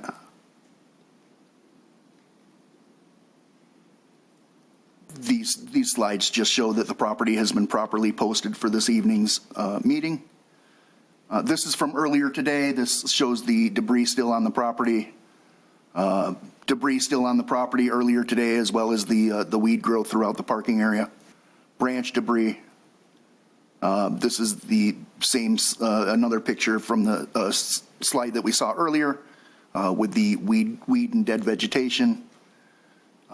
Same as this one. There's some of the same trash and debris that we saw previously. This is also from earlier today.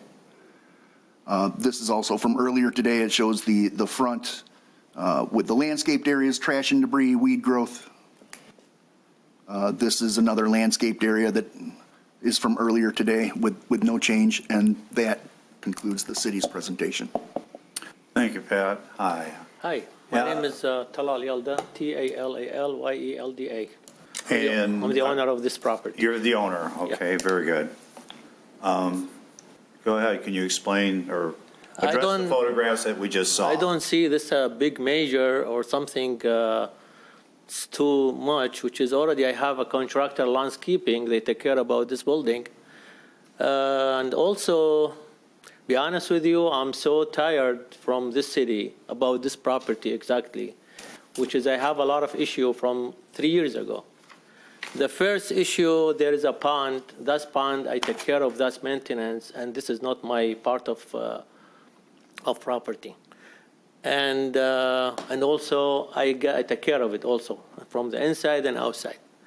And the second issue, there is a northwest of the landscaping, that which is it's on of that school building. Already I have this issue from 2 years ago, and already I fight about that, and they take care of it. And now again, I have another note.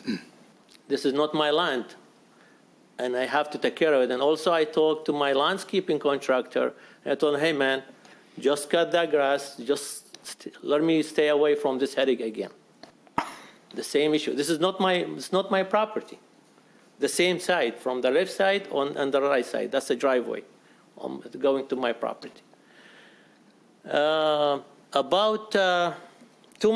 Almost every single week, I got your inspector is around of my property. One time, which is they said there is a cart in the parking lot, which is beside me, there is an Aldi store. And that customer, most of them, they just throwing the plastic bag, trash, napkin, whatever, so the air just is, wind is going where, heading to that fence. So I don't know what should I have to do more than that. And already I talked to my landscaping, already he's called the city, I believe it's 10 days ago. And I told him, come on, man, go ahead, just take care of it. So he said, okay, I will do it, just give me some time. I don't know what should I have to do. Be honest with you, in the end, I will leave this property to the city. That I can't address. That's The what only thing I'm I gonna can address is the And photographs this, that we I'm sorry saw. about that. And this building is already shut down from the city for no reason, actually. Almost 1 year. Because the fire suppression, it's cost me $100,000. And then I have a tenants, almost 15 tenants in this building. Already the city, they kick them outside. And now the building is empty complete. Okay, so there was a reason that the city, with the suppression system. So there was a reason. It wasn't just because they didn't want you there or want you to. And look here, this one here. This is a couple plastic bag, and this is going to look like, he said, this is like a trash or something. I mean, what should I have to do? Just keep every single day somebody just going behind of the Aldi store? You know, that's. Why don't let the Aldi put this fence around that piece of property so they're going to keep that trash on the parking lot? Yeah, unfortunately, we can only address your particular piece of property, which we're hearing tonight. So again, I didn't see a lot of change between the pictures that were originally taken to the ones that were taken today. Those very simple, those weeds or something like that.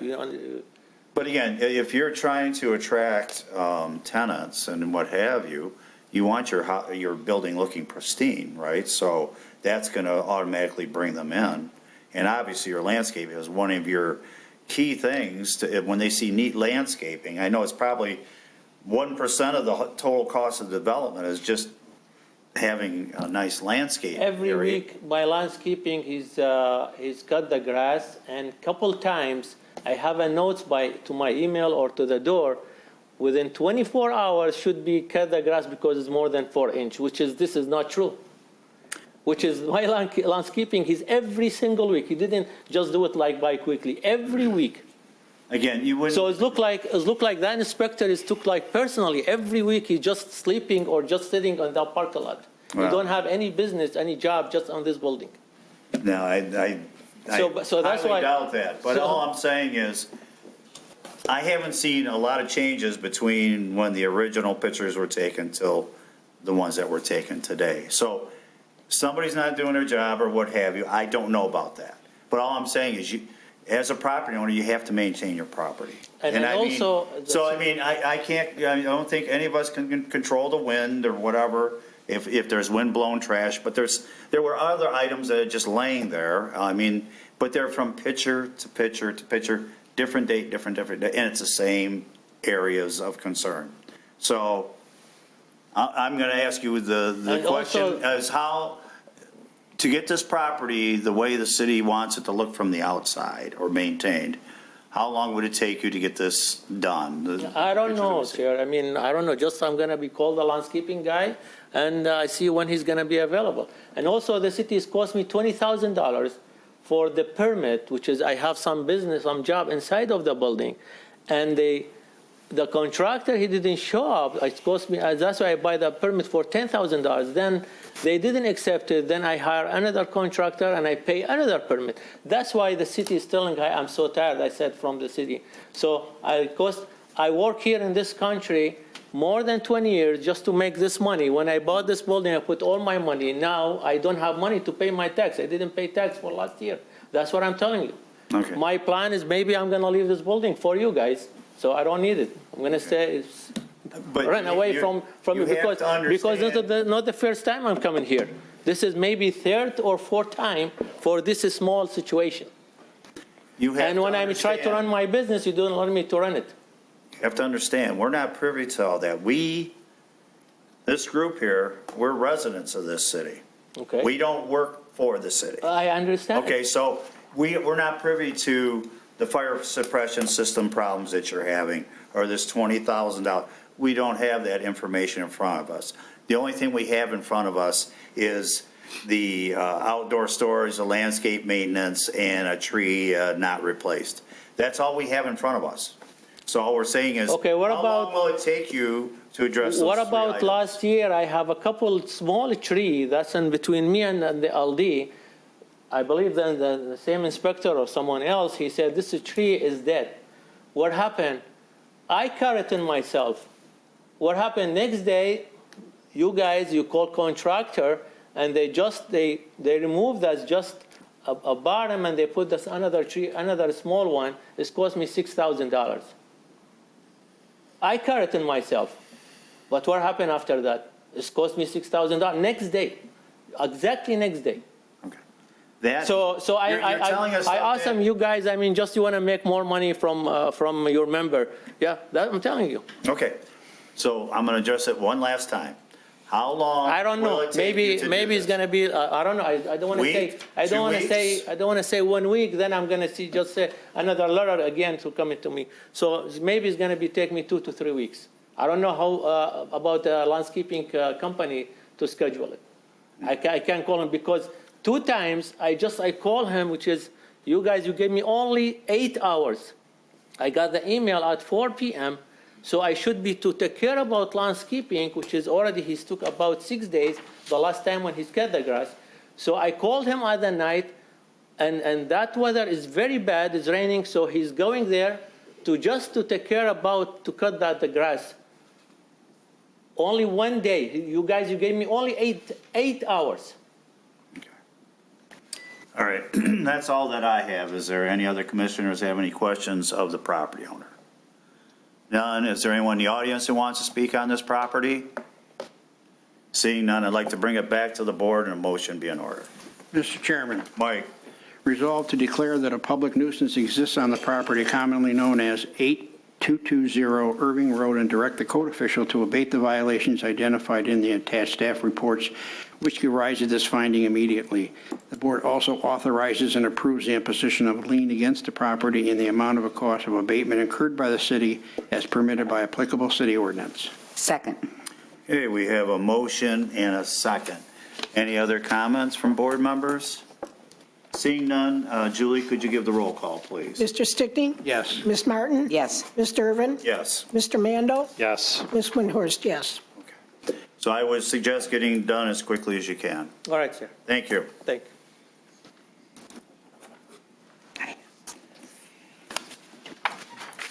Our next case will be agenda item number 15, case number G25-0288 for property at 42056 Mendel Drive. Our next case this evening was handled by Code Officer Craig Serafino. Responsible parties have been notified via mail. And the following is the city's presentation. This first slide shows the weed and grass growth through the driveway cuts. This just shows some loose debris alongside of the house here, also with some of the nuisance growth through the cuts there. This has some outdoor storage items on the front porch. Looks like there's some nuisance growth through the landscaped areas here, as well as here. This is from a while back, but it shows the unkempt nature of the yard. This photo just shows that the property was posted properly for tonight's meeting. This shows, again, at the side of the property, I'm assuming this is the garage, some trash and debris that needs to be removed. This is from earlier today. This is much of the same trash and debris. And that concludes the city's presentation. Okay, so Pat, just as a clarification, it's that one area to the side of the garage that we're dealing with? It looks like it. Yeah, right there. The code officer handling this case indicated that the landscaped issues have been resolved. It's just this amount of debris along the side that needs to be removed. Very good, thank you. Hi, are you the property owner? I am. Okay, if you don't mind saying your name and then spelling your name and your address for the record, please. Brandon Wiegand, Brandon Wiegand. I am the owner of 42056 Mendel Drive. Okay, so can you address the photographs that we just saw, or now? Yeah, that's all cleaned up already. Yeah. That's gone. Okay, it's all gone? Yeah. Okay. I would. I'm just going to ask. Go ahead. Just by chance, did you take any pictures? No. On your phone? Okay. Well, It's all in the back of my pickup truck in the parking lot. You can see that stuff in the back of my truck if you want. No, that's. It's right. I might even be able to see it from I was here. just trying to make it as. No, I got you. Yeah, so that's all done. Okay. Landscape's all done. Everything's done. Okay, very good. They did get, it does get, I have very limited amounts of time to be able to handle landscaping. All right, and I know it's easy to just say, well, hire a landscape company, but I can't afford to do that. I take care of my child's mother who has multiple sclerosis to a debilitating extent. My child is a 502 special needs child also that I also take care of, and I work what equates to more than 2 full-time jobs. It's hard for me to maintain this, and I do my best. And on average, I don't let it get as bad as those pictures showed. But I would just like to touch on, actually, the last gentleman that came by. Some of the notices are pretty unreasonable. Okay, I mean, my grass, or my total property parcel is almost 3 acres. Okay, it's north of 2, less than 3. I don't know how long you think it takes to mow that grass, but it's more than 3 hours. Okay, so when I come home from a 16-hour shift and the sun is already set and I see a notice on my door saying that I have to mow this grass by 7 a.m. and otherwise I'm going to be fined and whatever else. I mean, that's kind of like come on, that's not exactly a reasonable notice. Being that thing was stuck on that door at about 2 o'clock in the afternoon, according to my child's mother. So, I mean, I did it. I mowed that grass until almost midnight. Okay, that's one issue that we don't deal with here at this board. Yeah. But what I would recommend to you, just like I think Mike had tried to tell that one homeowner, give him a call. Just tell them, hey, can I get a day and get it done? So all I'm saying is, just pick up the phone. We don't have to pick up the phone anymore, right? It's in our pocket. Yeah. But I mean, just get a hold of the city. There's usually a number. I know there's a number on almost every notice that they do send. Sure. Give them a call. Tell them, hey, I'll get to it tomorrow or whatever. But I mean, again, like I said, if your intention is to do it, get a hold and just say, hey. Well, that's not my intention to live in squalor. Well, I mean, and I mean, I for understand a- that's your guys' job to make sure that the city doesn't have places that turn into a dilapidated mess, right? That's great. I mean, I think some of it's a little petty, if I'm being honest, not to be mean or to try and poke a bear, but, I mean, a little bit reasonable, right? Well, here's the thing. After I mowed all that grass and I tried to abate and cover everything that I could in the dark, the next day I came by I come home and there's another notice on my door saying that I missed some small bits of grass in the cracks in my driveway and for the debris on the side. Well, for one, the city dump hours are the same hours that I go to work, Monday through Friday. They're not open on the weekends. And I mean, I've sent that stuff out to the side of the road and Priority won't pick it up because it's too heavy. There's some rotors, car parts and what have you, right? I mean, I don't want to be here. I don't want to have a mess, but like, he walked up my house to the side where that's not from street view. You can't see that stuff. It's obscured by all my trash cans and everything like that cover that side where this isn't a blight to people walking by. This guy's going out of his way to try and find something still wrong with my house. And it's pretty obnoxious. I mean, I've never been in trouble in my life. I try my best to be upstanding. And again, we're residents, but again, it's in violation. I mean, so if you're trying to describe, if you have a situation where you have some car parts, store it on the inside. There's no exterior storage allowed. So store it in your garage until you can dispose of it. I mean, that's the other way of doing it. Because again, what we're trying to do here is to keep all the housing, in good shape so that the values remain high. And that's kind of where we're at. We want to make sure that the housing stock stays pristine because it will reward us at the end, right? So that's what we're here for. And I know sometimes but again, like I say, if you're having a problem getting rid of some stuff, please just give a call and whatever. I get it, but I mean, and I'm doing what I can here. And if they showed pictures from earlier today from the front of the house and they would show all that landscaping and it's all done, I also take care of my elderly neighbors to my left and my right, their landscaping as well, when I have the time. That also takes away from the time that I spend with my child. That's very limited. Again, that's very honorable on your part. I'm doing my best. You are. Mr. Chairman? Yes, Mike. I just have one question. So I just want to be clear. Everything's done? It's done. Okay, very good. That's all I had. That's my question. Okay, very good. I would like to, is there anybody in the audience that wants to speak on this matter? Seeing none, I'd like to bring it back to the board and a motion be in order. Mr. Chairman. Mike. Resolved to declare that a public nuisance exists on the property commonly known as 42056 Mendel Drive and direct the code official to abate the violations identified in the attached staff reports, which give rise to this finding by October the 28th, 2025. The board also authorizes and approves the imposition of a lien against the property in the amount of a cost of abatement incurred by the city as permitted by applicable city ordinance. Second. Okay, with motion second, comments? Seeing none, Julie, could you give the roll call, please? Mr. Stickney? Yes. Ms. Martin? Yes. Mr. Irvin? Yes. Mr. Mandel? Yes. Ms. Windhorst, yes. Okay, thank you for taking care of it. No problem. Thank you, guys. You have a good night. Thanks.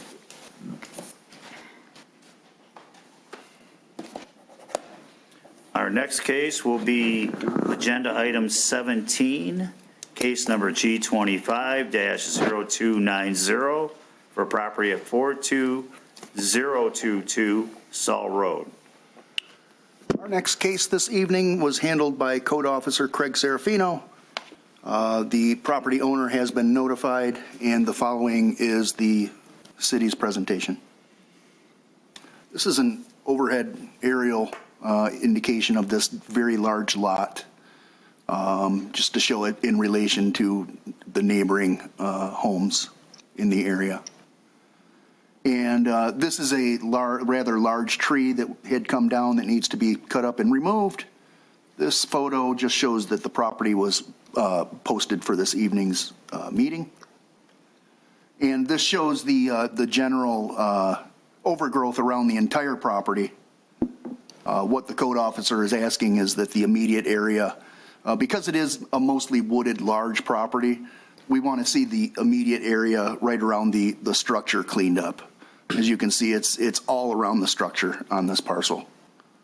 All these are just going to indicate the overgrowth around the property. In the background along the wall of the home here, you can see some it looks to be some wood debris there that should probably be removed also. This just shows the overgrowth. This photo in the background there, you can see what looks to be a barrel of some sort, maybe a propane canister. Those are the type of outdoor storage items that the code officer was able to notice on the property. Those should also be removed. This, I'm not exactly sure what's going on, but there's some garbage cans here somewhere in the dense growth of this property, maybe some other outdoor storage items. This just shows some more of the overgrowth around the property. This is from earlier today. It looks very much like the previous photos. This, I believe, is showing some miscellaneous wood debris as well as the overgrowth on the property. This shows some sort of outdoor storage items, some open trash cans, the overgrowth around the property. This also shows trash cans. It looks like a propane cylinder. It's probably another angle from the previous photo that we looked at. And that concludes the city's presentation. Thank you, Pat. Hi. Good evening. If you don't mind stating your name, spelling your name, and your address, please. Robert C. Franz, R-O-B-E-R-T, middle initial C, Franz, F-R-A-N-Z, like in zebra. Can you address the photographs we just saw? Yes. First, I'd like to make sure you're aware this is a designated woodland by the city, designated it as a woodland. And I treat it as such. It's a nature area. It's 5 acres of woods. And what precipitated this was the neighbor's tree fell onto my property, that large tree, and took down also a pine tree of mine with it and put it into the yard. So I had that removed. It cost about $2,500. And I have no lawn. I have woodland plants. They're like around the house. There's lilies of the valley come up, about this high. No concrete, gravel, little concrete pad outside the doors. And I've been working with Mr. Serafino on every notice and telling him what my intent was. And I've been diligently taking care of it. It was basically to get rid of some scrap metal. And I'm in the process of pulling that out. The last notice mentioned all of a sudden some lumber. Now, I think I need a certain amount of material there to, forestry is my hobby. So I have some lumber that's pressure treated for ground contact. It's not on the ground, it's some 4x4s. And it's up on a rack, and I use those all the time. And I have some steel tubing. Now, I hear this outdoor storage problem. Most of this stuff is not even visible to the public unless you trespass. So I notified the officer, and I told him, for right now, I'm finishing up the metal work, pulling that out, and when I'm done with that, I will start clearing some of that saplings around the garage area. And every year, I either coppice or pollard them, it's called. I cut the trunk off, and it grows up small, almost like a fruit tree, and shades my property, my garage and the house. And he mentioned vines on the house. Well, the southern exposure, every year I let the ivy grow up, and it shades the wall, and it cuts way down on air conditioning costs. And in the fall, I pull it down. So I pulled it down. I think some of the finest property in the world is covered with ivy. Ivy League and Oxford and Harvard. What's wrong with some ivy in a woodland?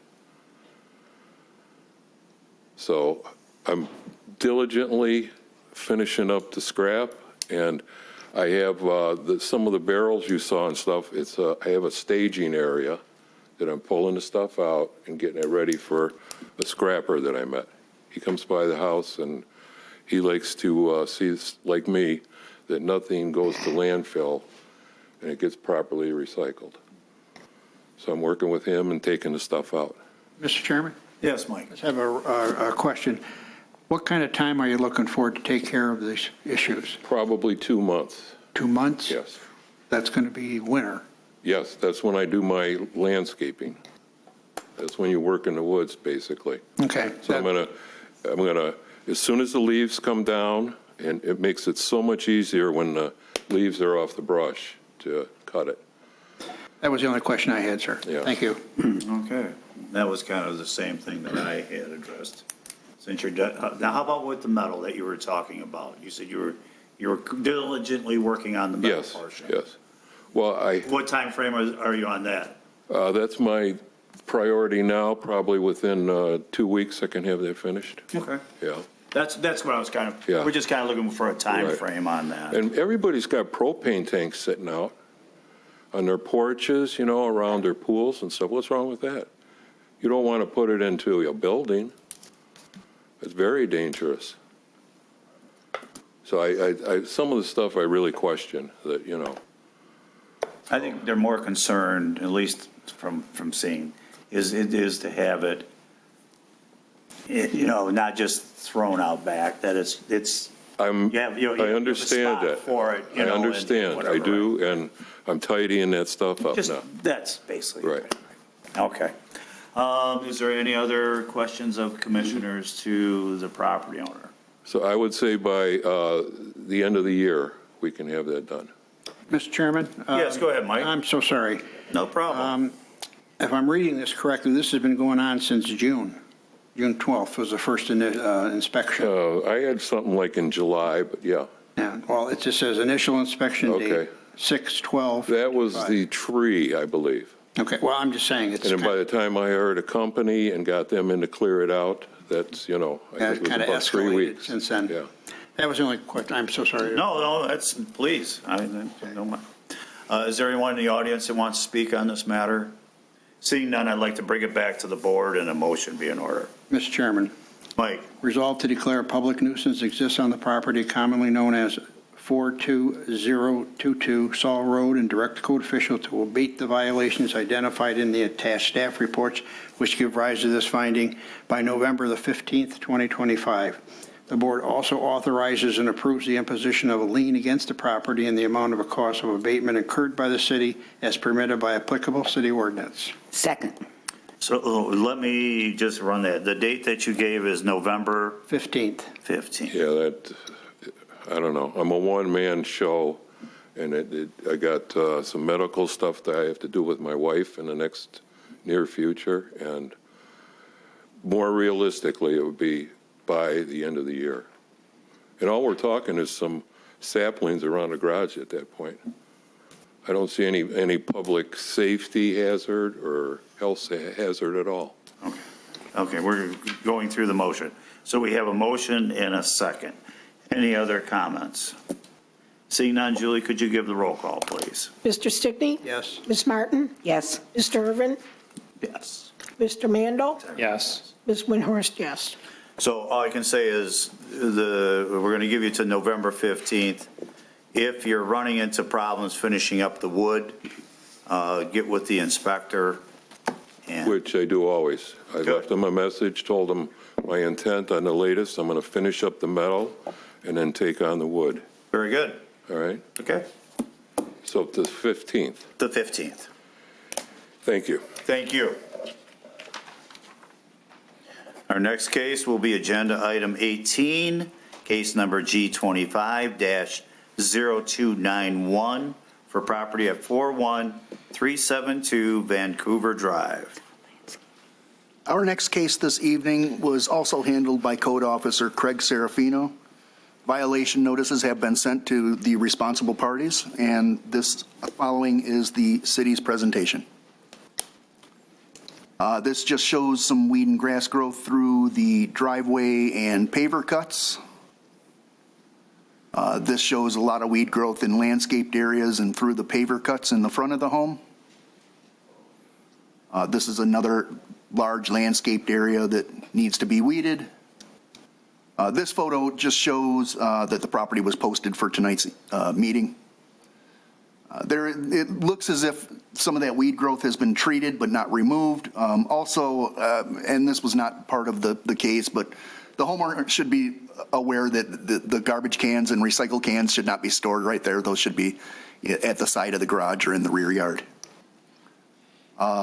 This shows some of that treated weed growth. It's still present, though it's not been removed from those pavers, as well as this photo. This photo shows another landscaped area a little bit closer to the front door. There's a lot of weed and grass growth in there. This photo shows essentially the same thing in a separate, different landscaped area.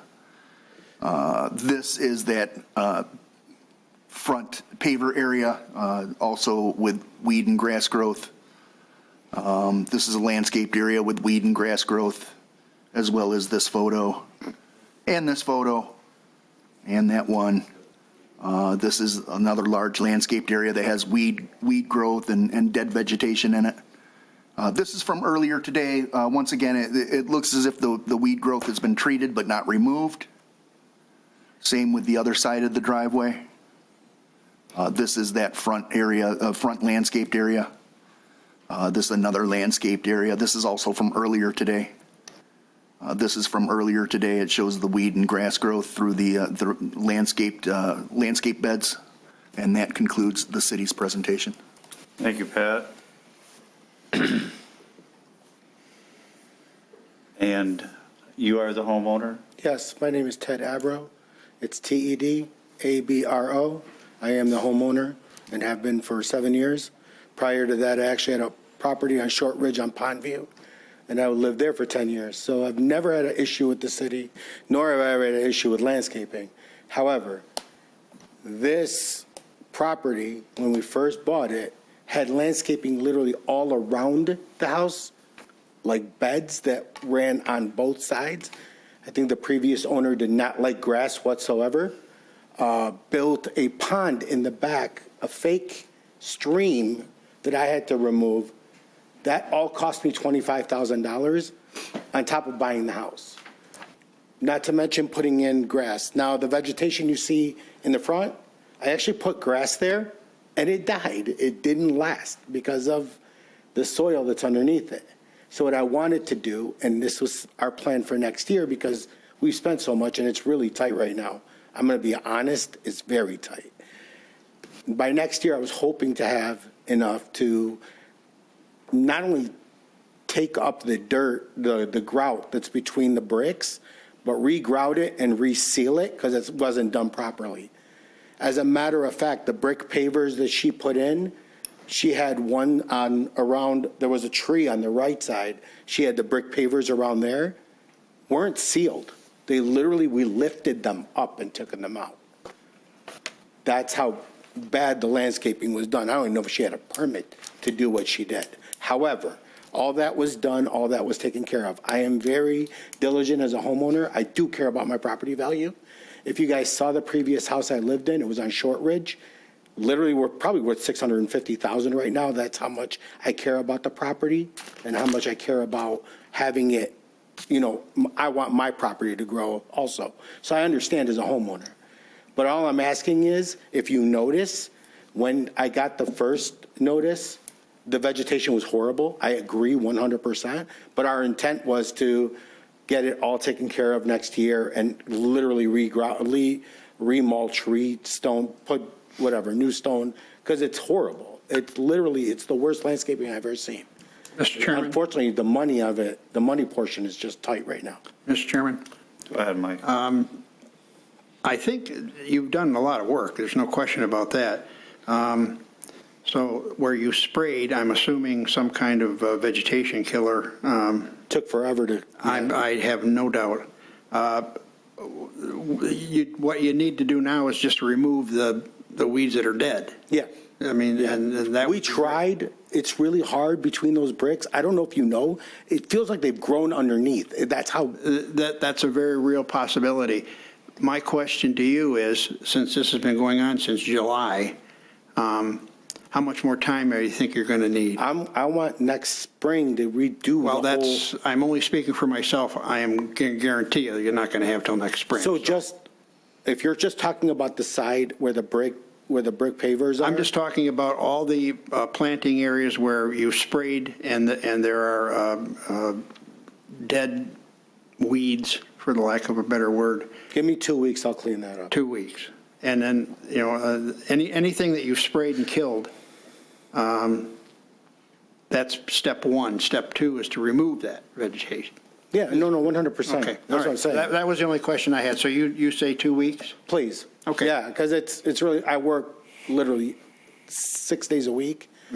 This is literally done like on a Saturday. I'm not minimizing it. I'm just, No, I appreciate I'm just it. saying that since this is. And I've been in contact with Mr. Serafino. That's great. He didn't explain, he just, to me, what an eyesore is, yes, if there's weeds growing out, which I agree, the first few pictures, 100%. In July, he's Right. absolutely right. Right. But after we cleaned it, I thought it was enough to be, so I could redo it next year. Yeah. Apparently it wasn't. No. I've never been through that before, so. Okay, well, that was the only question I had, and I appreciate the floor for that brief second. Oh, you're welcome, Mike. Anyone else? Is there anyone in the audience that wants to speak on this matter? Seeing none, I'd like to bring it back to the board and a motion be in order. Mr. Chairman. Aye. Resolved to declare a public nuisance exists on the property commonly known as 41372 Vancouver Drive and direct the code official to abate the violations identified in the attached staff reports, which give rise to this finding by November the 10th, 2025. The board also authorizes and approves the imposition of a lien against the property in the amount of a cost of abatement incurred by the city as permitted by applicable city ordinance. Second. Okay, we have a motion and a second. Comments? Seeing none, Julie, could you give the roll call, I have please? a question if it's okay. This is us. Okay. Mr. Stickney? Yes. Ms. Martin? Yes. Mr. Irvin? Yes. Mr. Mando? Yes. Ms. Windhorst, yes. Okay, so you have until, what did you give it, Mike, till? November the 10th. November 10th. Thank you. Okay, thank you. One question, though. When you guys say lien on the property, what does that entail? Basically, what that means is if you don't take care of the matter by the 10th, then the city would hire a contractor, they would come out, clean up the property, and then they would build, the building would go on to your tax roll. I got you. All right, Okay, appreciate got it. All Thank right, you. thanks. Okay, our last case will be agenda item number 21, case number G25-0294 for property at 11935 Wheaton Drive.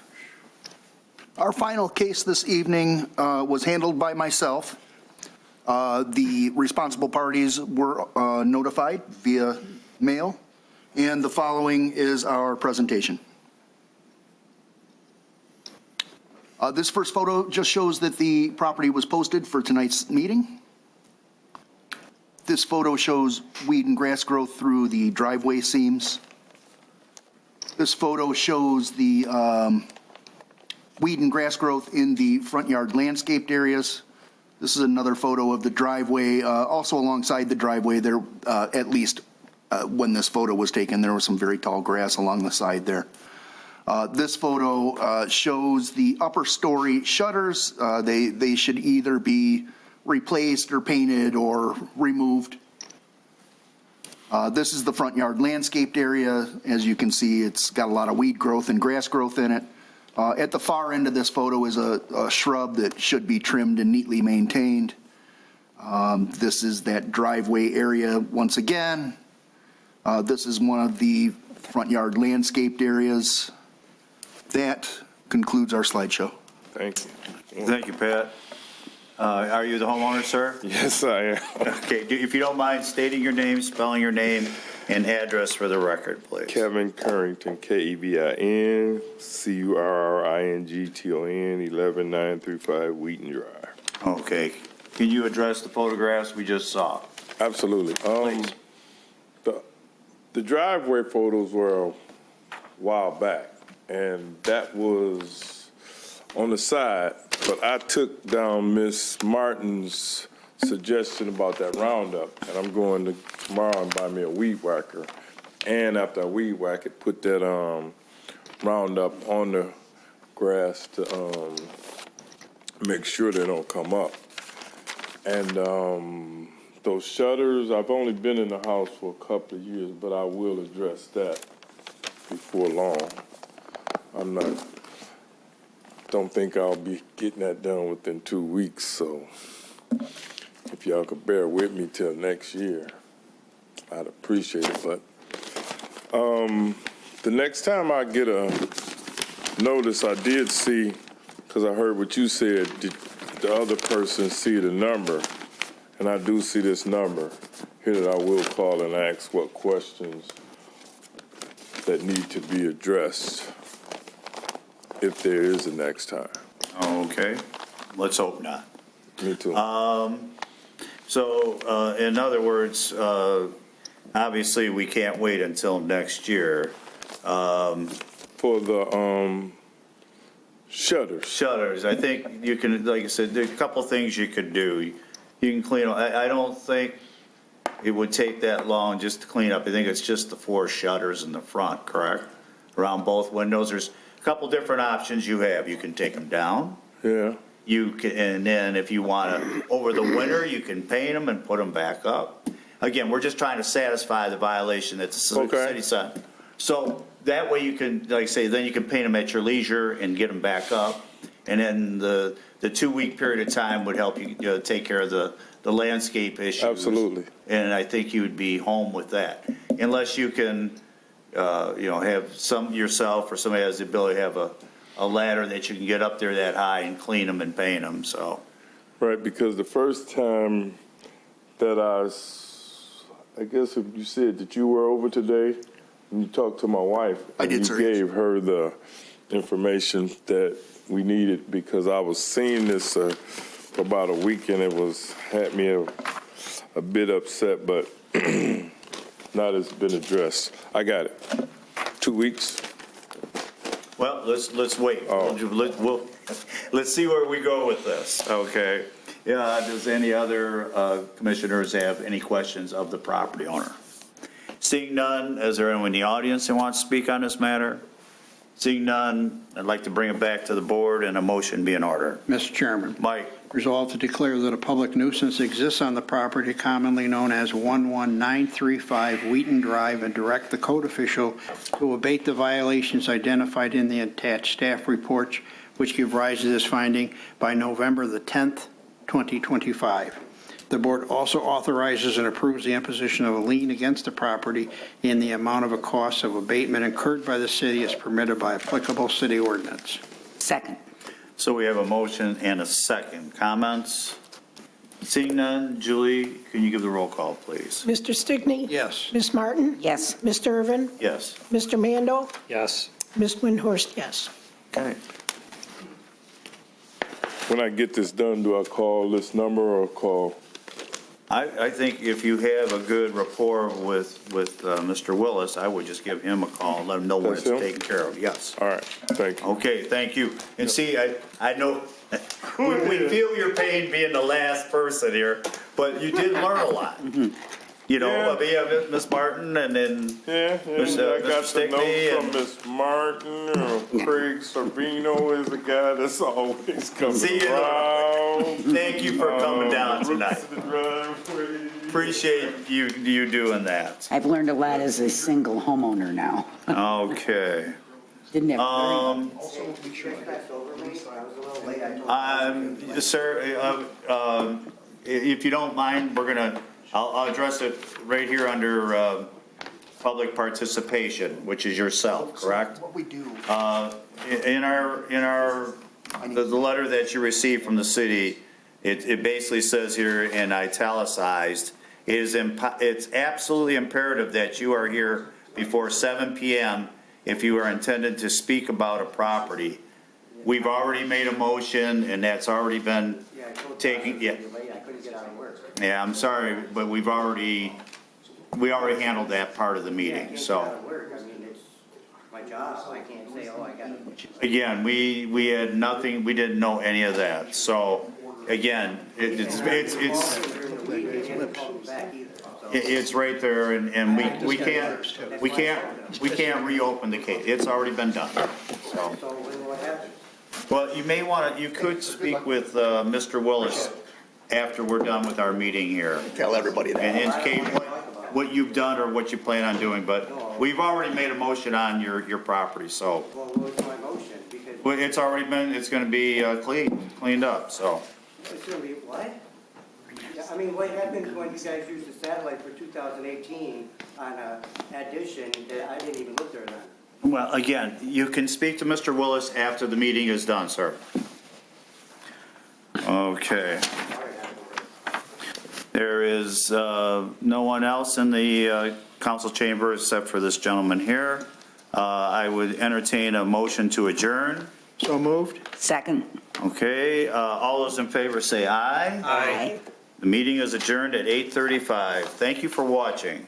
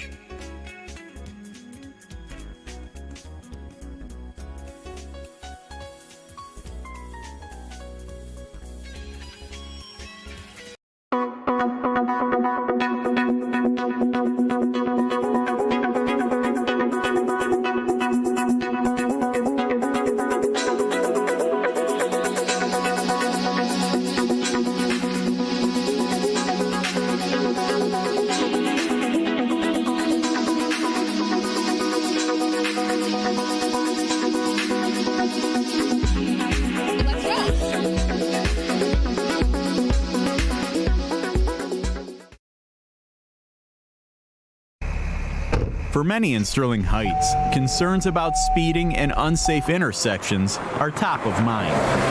That's why the city is working to make our streets safer for everyone. Through the city's traffic calming program and comprehensive transportation safety action plan, city staff are working with residents to find meaningful ways to slow speeds, reduce crashes, and move toward a goal of zero serious injuries or fatalities by 2050.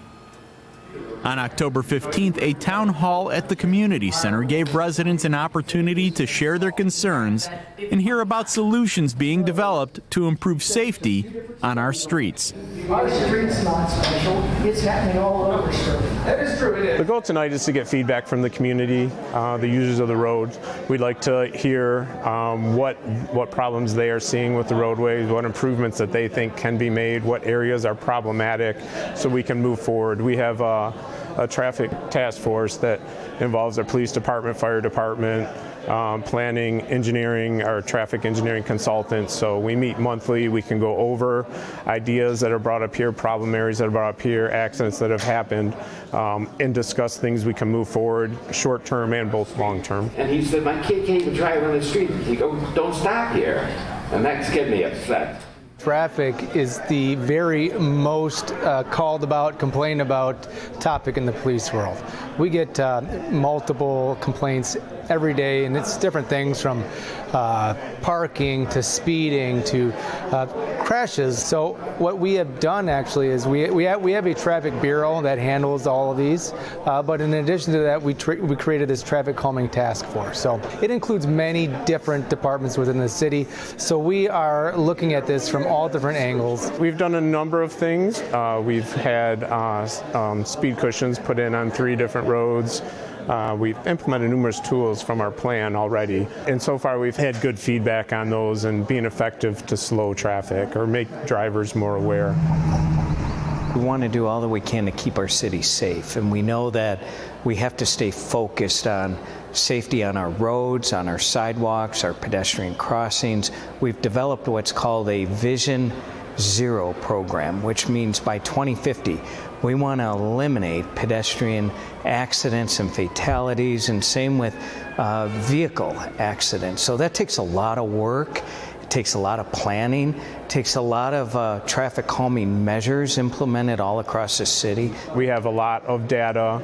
We have a lot of tools now. Now we're trying to implement a lot of these ideas and fact find, gather information from the people that use the roads. You know, what do you see? The people that drive them every day, what do you see? So we're trying to gather that information so we can move forward with making our roadways safer. Not every solution is going to work on every single road, so it's important hearing residents' feedback and knowing that, you know, we customize the solution to the individual situation. So the residents and the feedback of the people who live on that road is very important. Well, we pride ourselves on getting good feedback from the community, being attentive to their concerns. There's no question this is probably at the top of the list for residents, not only in Sterling Heights, but across the country. You hear this all the time in communities. So we want to be responsive, and there's nothing worse than being in your neighborhood when you're seeing speeders, you know, really roaring up and down streets. And when you have children, and even if you don't have children, that's very scary. So we pride ourselves on being one of the safest cities in the country when it comes to crime and when it comes to fighting fires and responding to 911 calls. But an area we need to improve on is traffic enforcement. If you have a concern about speeding or safety on your street, fill out the city's traffic calming request form at sterlingheights.gov/traffic calming.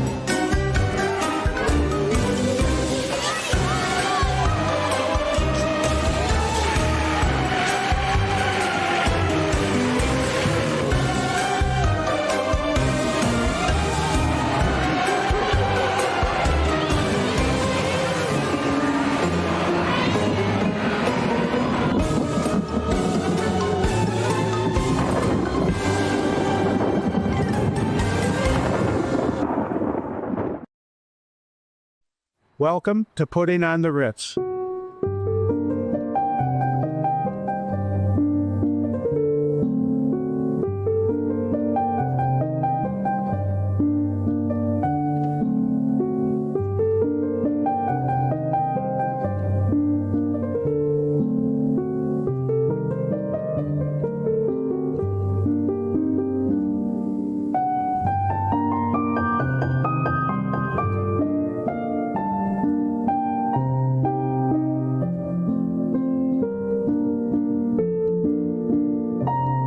It's a key fundraising event, mainly because it's our only really fundraising event that we have during the year. But it's a big event, as you can see here behind me. It's not full yet because it hasn't opened up yet, but we expect to have a big crowd. And the funds that we receive, we use to help the foundation fulfill its mission to improve the quality of life for Sterling Heights area residents through cultural, educational, and recreational opportunities. And so we take these funds that are used and we put them to good use, and that's why we have the event from a monetary standpoint. But moreover, from a standpoint of celebrating our community and the good works that so many people do, we bring together a lot of great people that do a lot of things for the community, give them a chance to celebrate themselves. I am so proud of all the tremendous work we've done through the Sterling Heights Community Foundation for nearly 35 years.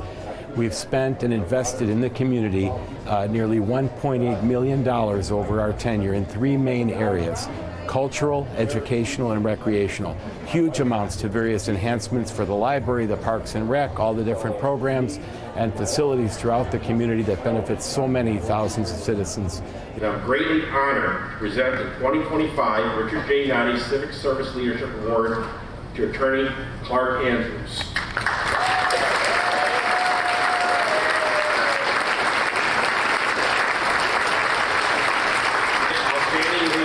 For many years, and I am proud of his service, and I know my father will be pleased with this selection this year as our foundation foundation.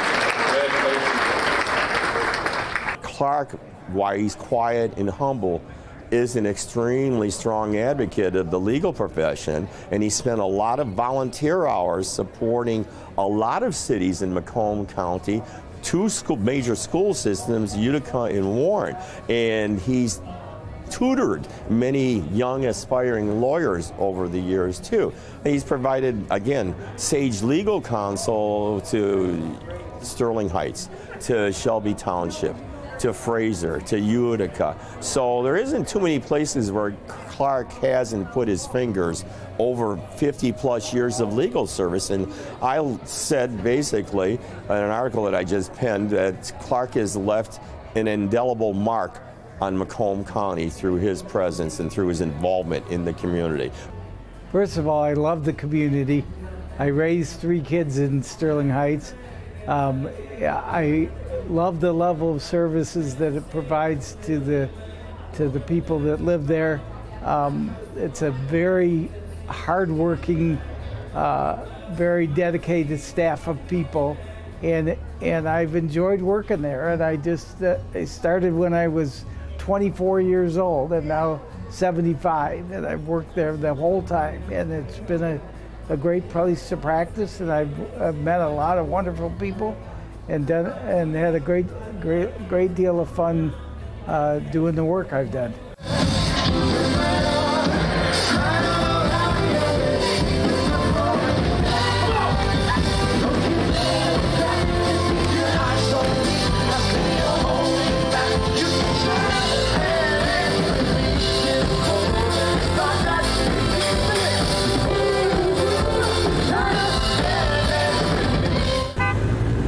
It's a roundabout. I always forget what to do. If only we had a road wizard. Just kidding. When approaching a roundabout, slow down and yield to the traffic in the roundabout. Once you have safely joined the roundabout flow, other travelers will yield to you until you proceed like an eagle on the wind or a trout in the stream.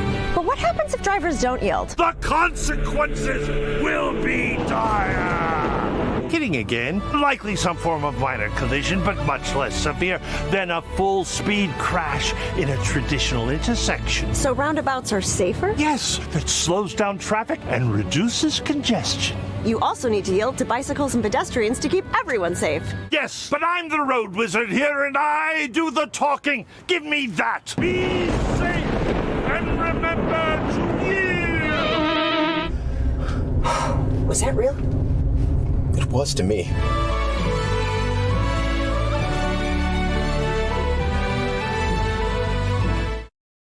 This is a really a fascinating park in our inventory of parks. To have an island in the middle of the city, and an island that really was a natural gem in the city, and being able to kind of take it and provide that additional access, which not only gives access to our residents, but also to our emergency responders if they need to respond to anything across the bridge. Our parks maintenance team, who has to do maintenance across the bridge, now gives us an opportunity to truly maintain and operate this park the way it should be, and also providing new recreational opportunities, whether walking, biking, jogging. We also have created ways for fishing to occur. We have created ways for people to come over on a canoe, a kayak, or a paddle boat as well to utilize the island, and you're going to see some additional amenities coming on, such as picnic tables, more trash cans, benches, things that really haven't seen on this island in its existence. So giving our residents in this area an opportunity to have access to a park that brings recreational value to the neighborhood. We went through a study of our pedestrian bridges about 8 years ago. This one came up as being faulty structurally, so we had to close a portion of the project. And really the piers were falling apart and the bridge was falling apart, and it was getting to the point where it was time to either improve it or close it. So we ended up pulling out the old bridge and put in a culvert similar to the culvert you'll see on Shoreline Drive. The culvert will provide many, many years of longevity. And as we did it too, then we ended up adding a gravel pathway around the island, which is a feature that the neighbors will like. You know, it gives the island some use, and it's a beautiful walking path.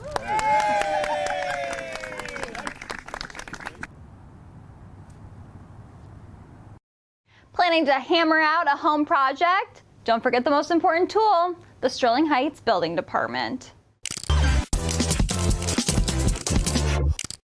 Welcome to Snapshot. I'm Marissa Russo. If you're planning a home improvement project, like building a shed, installing a pool, adding a deck, or putting up a fence, our building department can help make sure you're doing it right. Through our Ask an Inspector program, residents can schedule an appointment to meet directly with one of our inspectors. They'll walk you through zoning and building requirements, discuss your project plans, and connect you with a staff who can help you get started on your permits.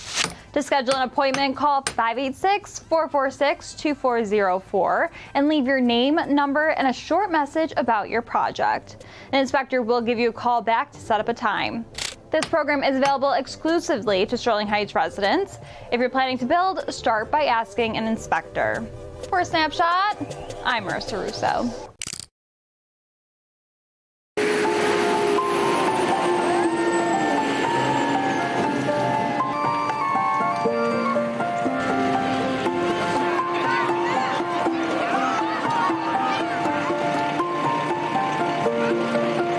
This is the Fire Safety Open House for Sterling Heights 2025. It's a great family event for everybody to come out to. And it gives us the ability to show the public what we actually do, from firefighting and our technical rescue teams to car extrication and our smokehouse to teach fire safety.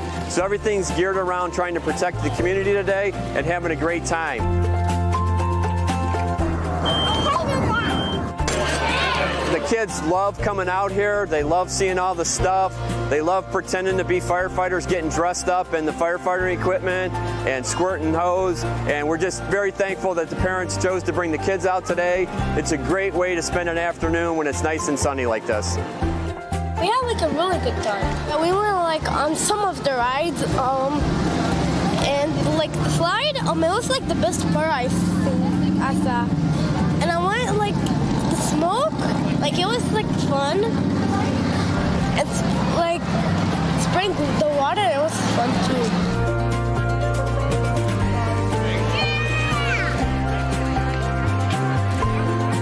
The Fire Safety House is held every October. Anything that you want to learn about the fire department, you can go to the city website and then go to the fire department to learn all about us.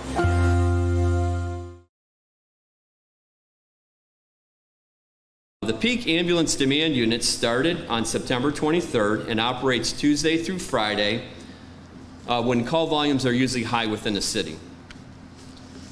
The ambulance will handle basic EMS calls, leaving our paramedics for the more critical calls that are available, like cardiac arrest, heart attacks, strokes, trauma, and breathing difficulty.